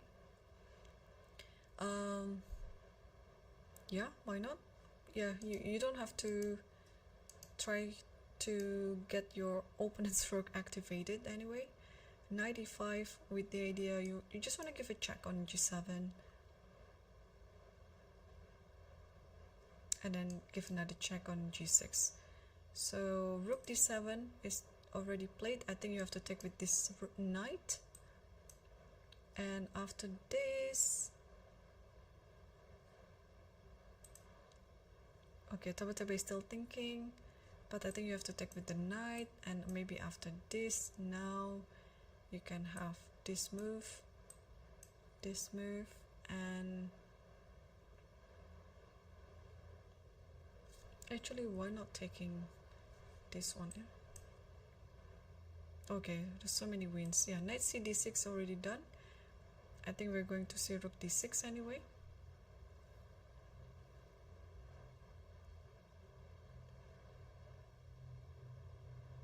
Yeah, the thing is after here, maybe this is it. Like check here, takes, and then you cannot stop rook f8. Yeah, maybe this is just the easiest way to win. Give a check. King has to go to h8, only move. Check over here. Bishop takes f7, only move, and rook takes here, only move. The mate is unavoidable. Even if you take this, I'm not gonna take it. Just checkmate on f8. But he chose something else. So knight g6, and then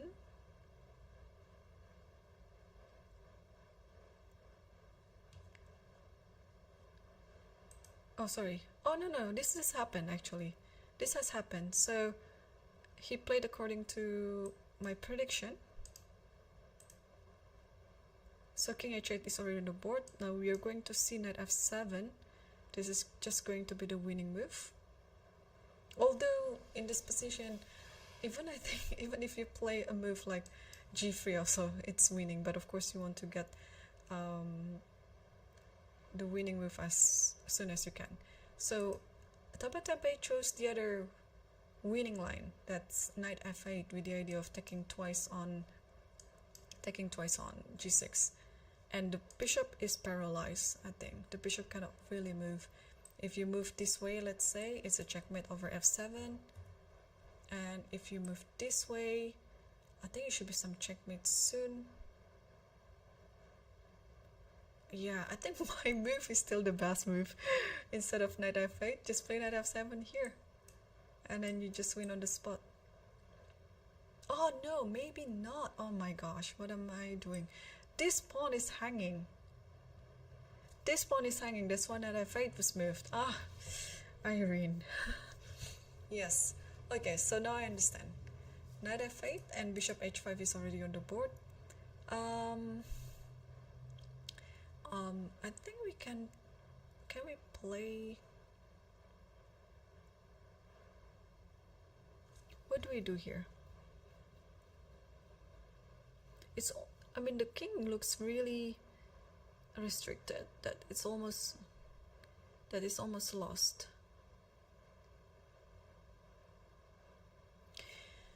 Okay, takes on h7 and then king g8.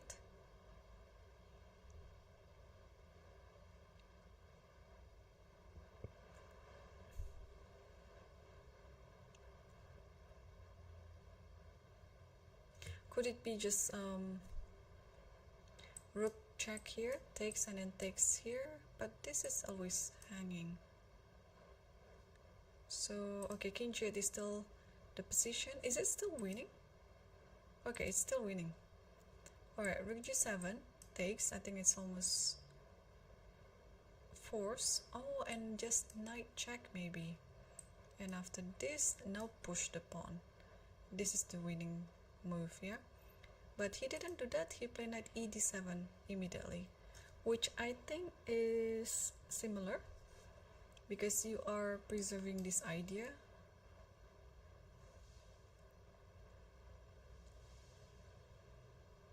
Yeah, you're preserving this idea check. Although not too sure of the king h8. But yeah, this should be holdable to win. I mean, this should be fine. Oh, maybe after rook g7 takes on g5, that's it. Or also maybe you can try to play g4 after this instead of rook g7. So what happened was knight d4, rook g7 check, king. Oh, they just try to repeat the moves first, and now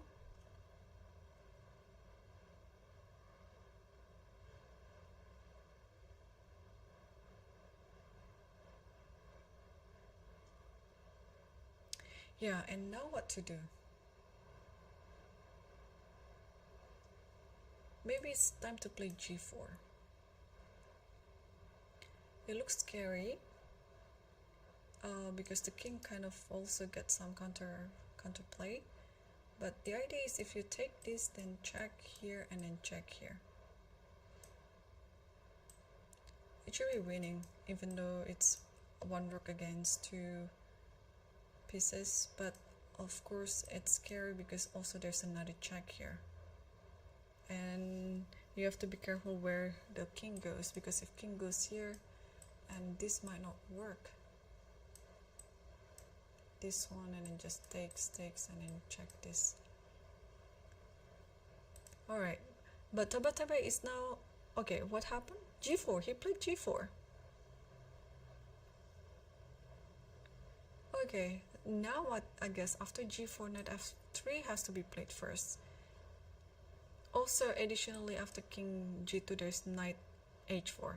So, knight f3, the king has to move maybe here, actually.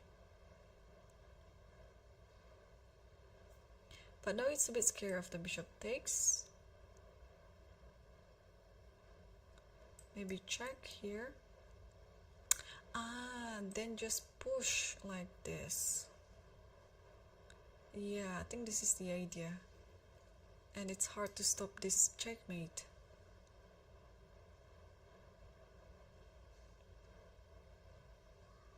And why cannot you play this variation? Oh, sorry. The rook on g7 was hanging. No, I cannot do that. Sorry guys, it's been so long since I stream. So okay, g4, let's do this. Check here and then takes. Then what's the idea? Check here, here. Maybe check here is fine. It has to be like that. Takes and takes. And now takes here.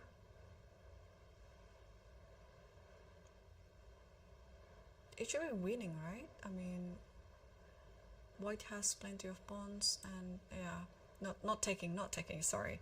There's bishop b5. But maybe just something like this should be fine. But he didn't do that. He checked on e2 instead. I believe knight f3 is the best move here. Or bishop g4. Oh, the advantage has reduced significantly actually. In this position, okay, it's already no longer really, no, it has to be check here, exactly. So it has to be check here, and after this check, and then if this one is check, of course it's a mate like this. Okay, so so yeah, one simple move, knight e d7, like in the game, it actually makes things hard for white now. Like after this, just, no, this is not the game. The game was knight e2. Wait.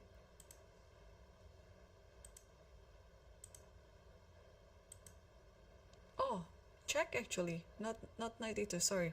So it's actually like this. So he went for, okay, king f1 and then knight f4, and then check here, and then f3, because there is a back rank mate on d1. So f3 needs to be played.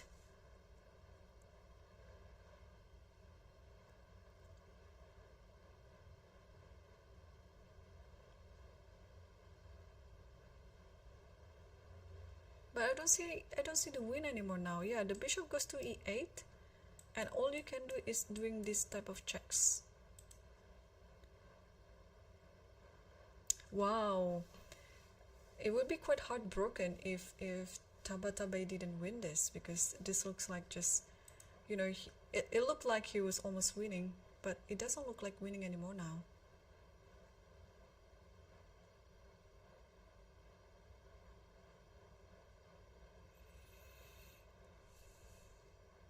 Okay, king h8. I know what to do. You can only repeat, or if the knight here is holding everything around the g6 square, especially.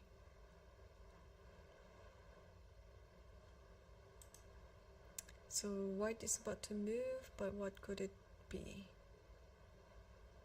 Is it rook here maybe? But if rook there, then just grab the knight. This might be still okay though. Yeah, this position might still be winning for white maybe. Let's check. Yeah, white still has some advantage. So okay, this is the last position.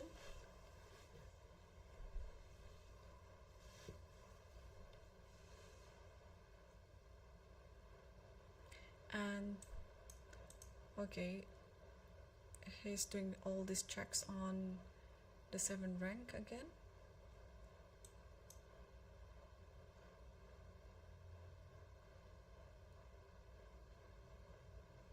And I think he has to do it one more time, like check here, and then do something.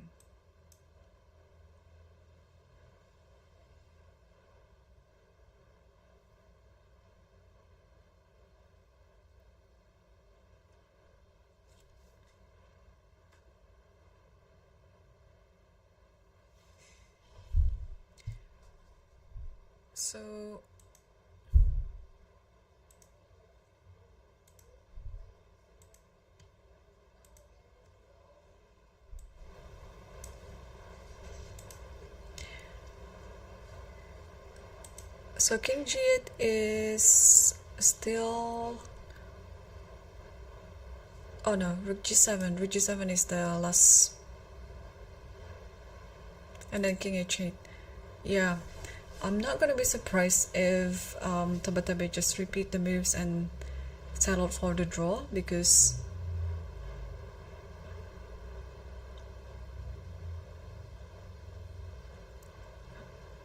yeah, he doesn't really have much time on the clock to think about all the variations. Oh, knight e5 is on the board.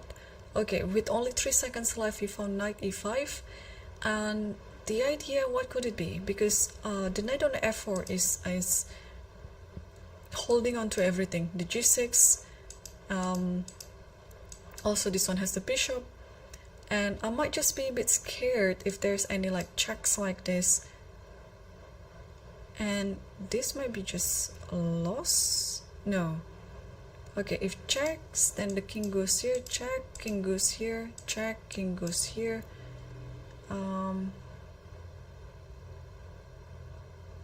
It should be fine, yeah? Wow, but he has to figure things out really quickly because this is kind of a very complicated position now for both sides. But okay, black has more time on the clock, so black can just think very carefully what to do in this position. Takes on h6. Did he just miss that? Or not? I don't know how to call this anymore. Okay, rook e7, so maybe next move is bishop b5. Maybe it's bishop b5 now.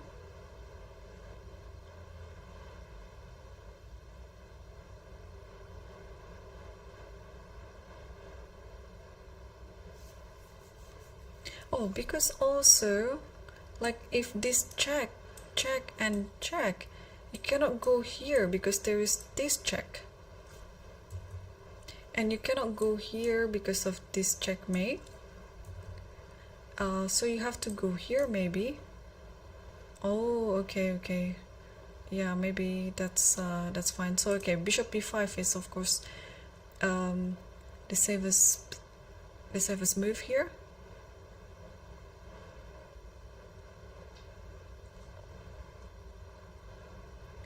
Then where does the king go?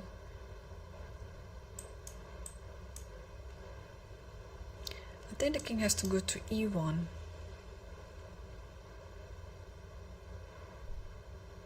Yes, king e1 is already played.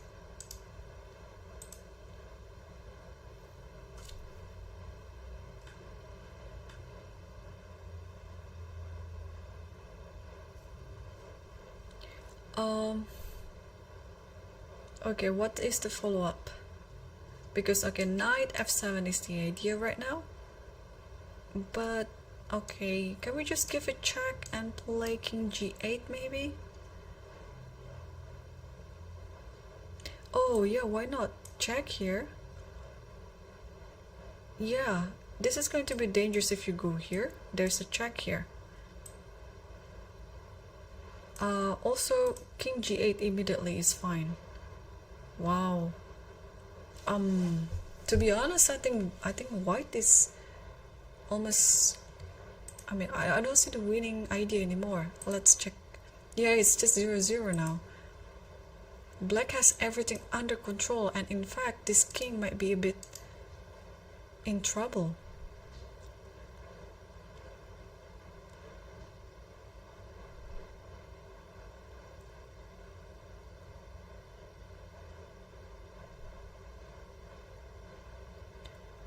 Alright, so black is thinking now.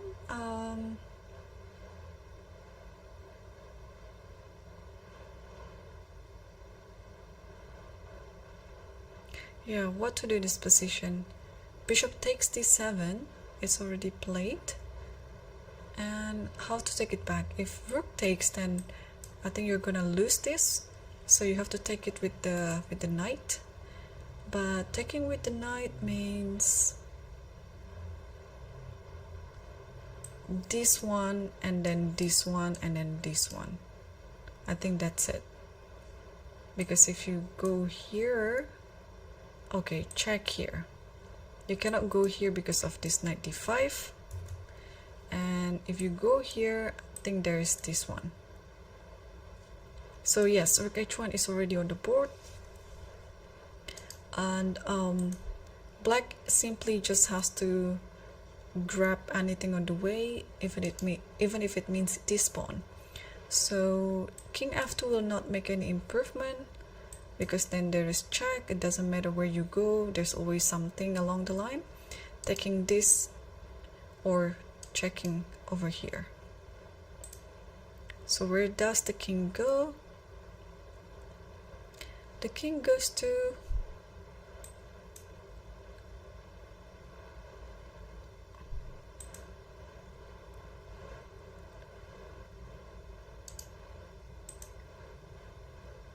Okay, king here, king d2 check, and then king d1, and just grab the pawn. Yes, so it's simple as that. And to be honest, white has to be careful not to lose this.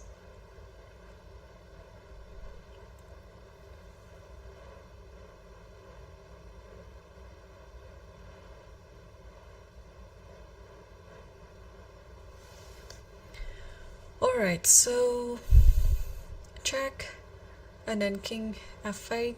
Maybe it's best to play, oh, I thought here, because then you can give a check all the way and then make a draw. But rook a7, and now, yeah, now it's actually better for black, maybe.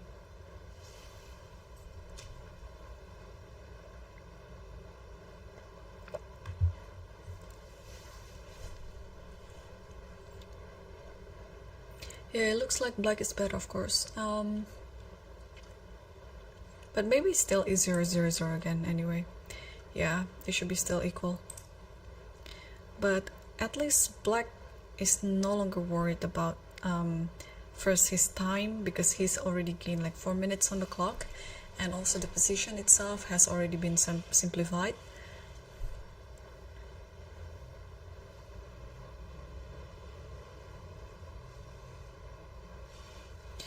So yeah, Arvin is still thinking. He has enough time on the clock, so I suspect this game will end up with a draw.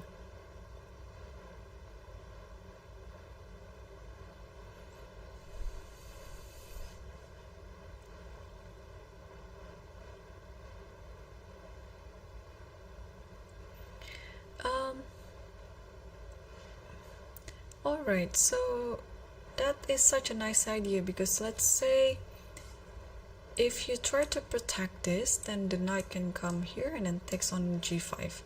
So knight goes to h3, and I think black is setting up a drawish position by, okay, let's say takes this, check here, here, and then maybe check here, and after this then check here, here, and then takes this. So even after this, maybe just king e8, takes, check here, and then draw will be agreed. But I don't know if Tabatabai would look for something more than that.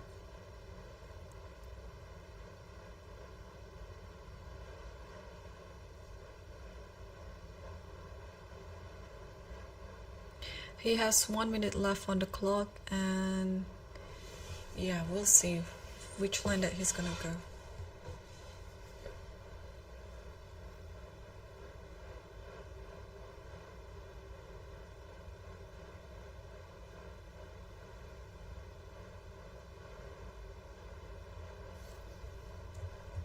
Let me check if I can update the camera.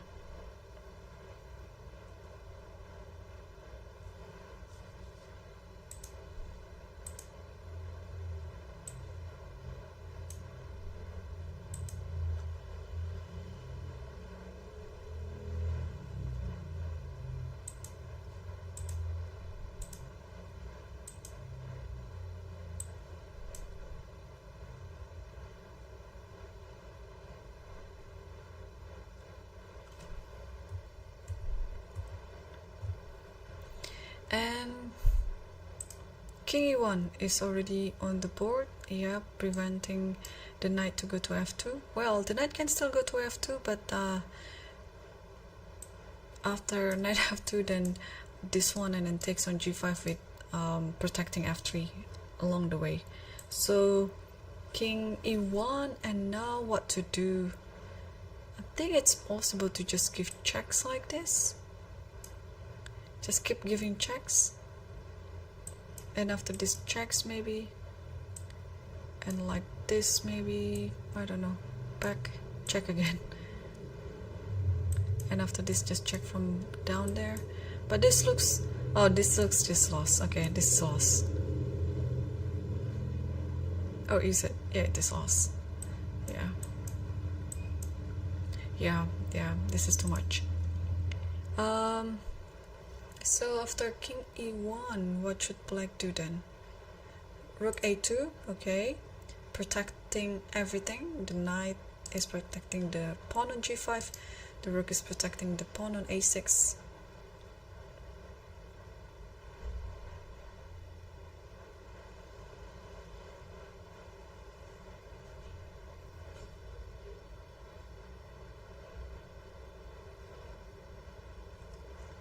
So knight e4 is on the board,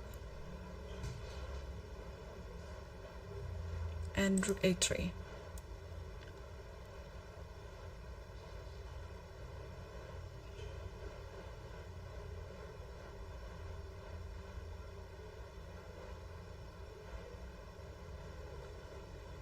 Yeah, things are looking quite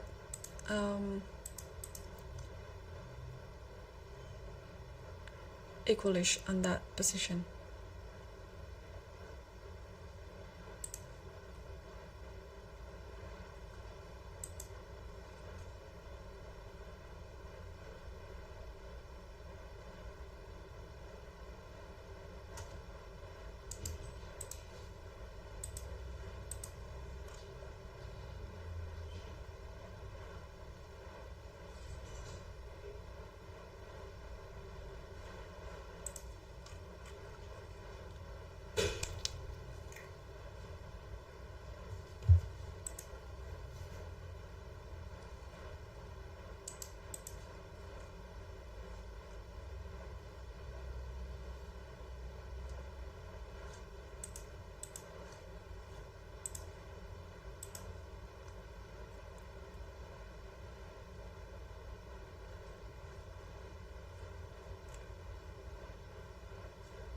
Okay,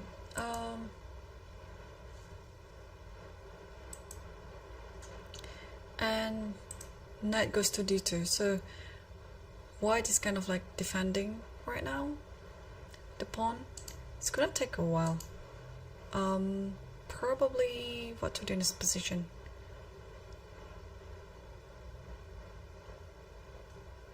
Okay, knight f4 is already on the board. Yeah, black looks like more active in this position with the knight and rook attacking the king.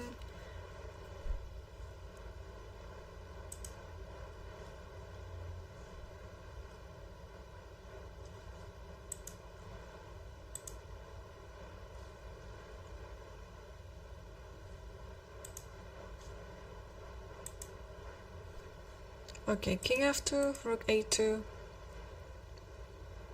And if the king moves up like this, then any checks will do. Like maybe checks here, and then checks again. Yeah, the king has to keep protecting. So what happened? Knight d5. Oh, king e2 is there. So yeah, we might see repetition now. If check here again, and then so on. So knight f4 is on the board. King goes to d1. Yeah, white doesn't seem to be wanting for a draw.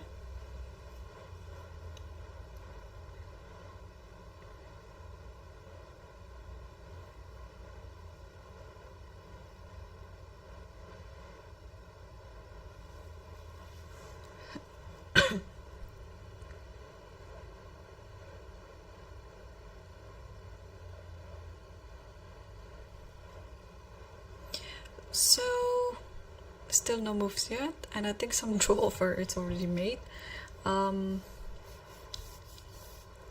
Yeah, I think black can also just play something like knight d3 maybe.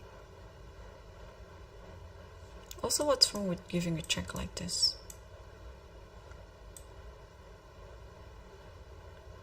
Yeah, if the king goes here, then there's this check.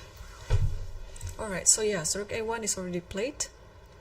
I think king c2 has to be the move. There's no other way to play.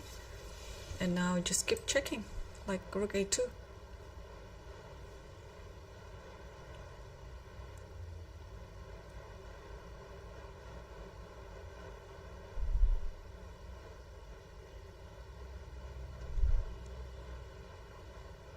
Yes, so this has been played. I don't think white is able to escape from all these checks.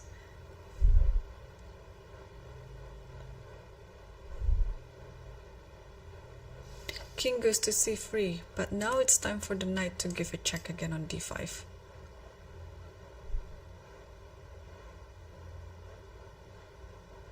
Yeah, knight d5, only move is king d3 and then back to f4 again and something like that. Yes, so the game has gone with, yes, knight d5 check, only move king d3, and I think we'll see knight f4 on the board. Knight f4 and then king e3. This has been played. And then knight d5 again.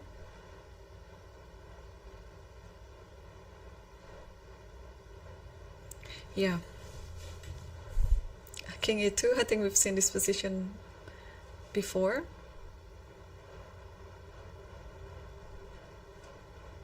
We might expect this knight f4 to happen. Yeah, so the king doesn't have any square to escape all these checks. Even if the king goes to d1, it will be another cycle of checks again.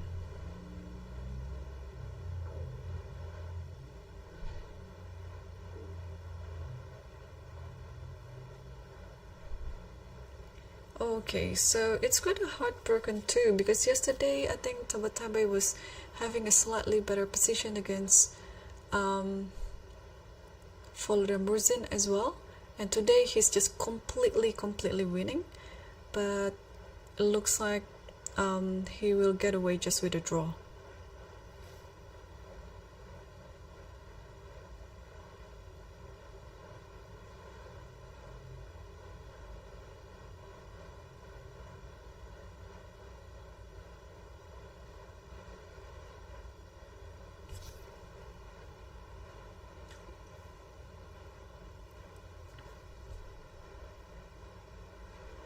And yeah, I think we're gonna see a draw will be agreed soon.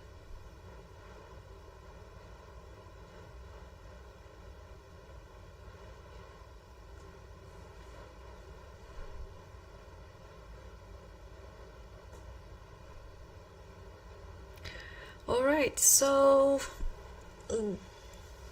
assuming that they're going to draw this game soon, so Tabatabai will be still on 3 out of 4, while Hans Niemann, Salem Saleh, and Aravin Chitambaram will still be the leaders with 3.5 out of 4.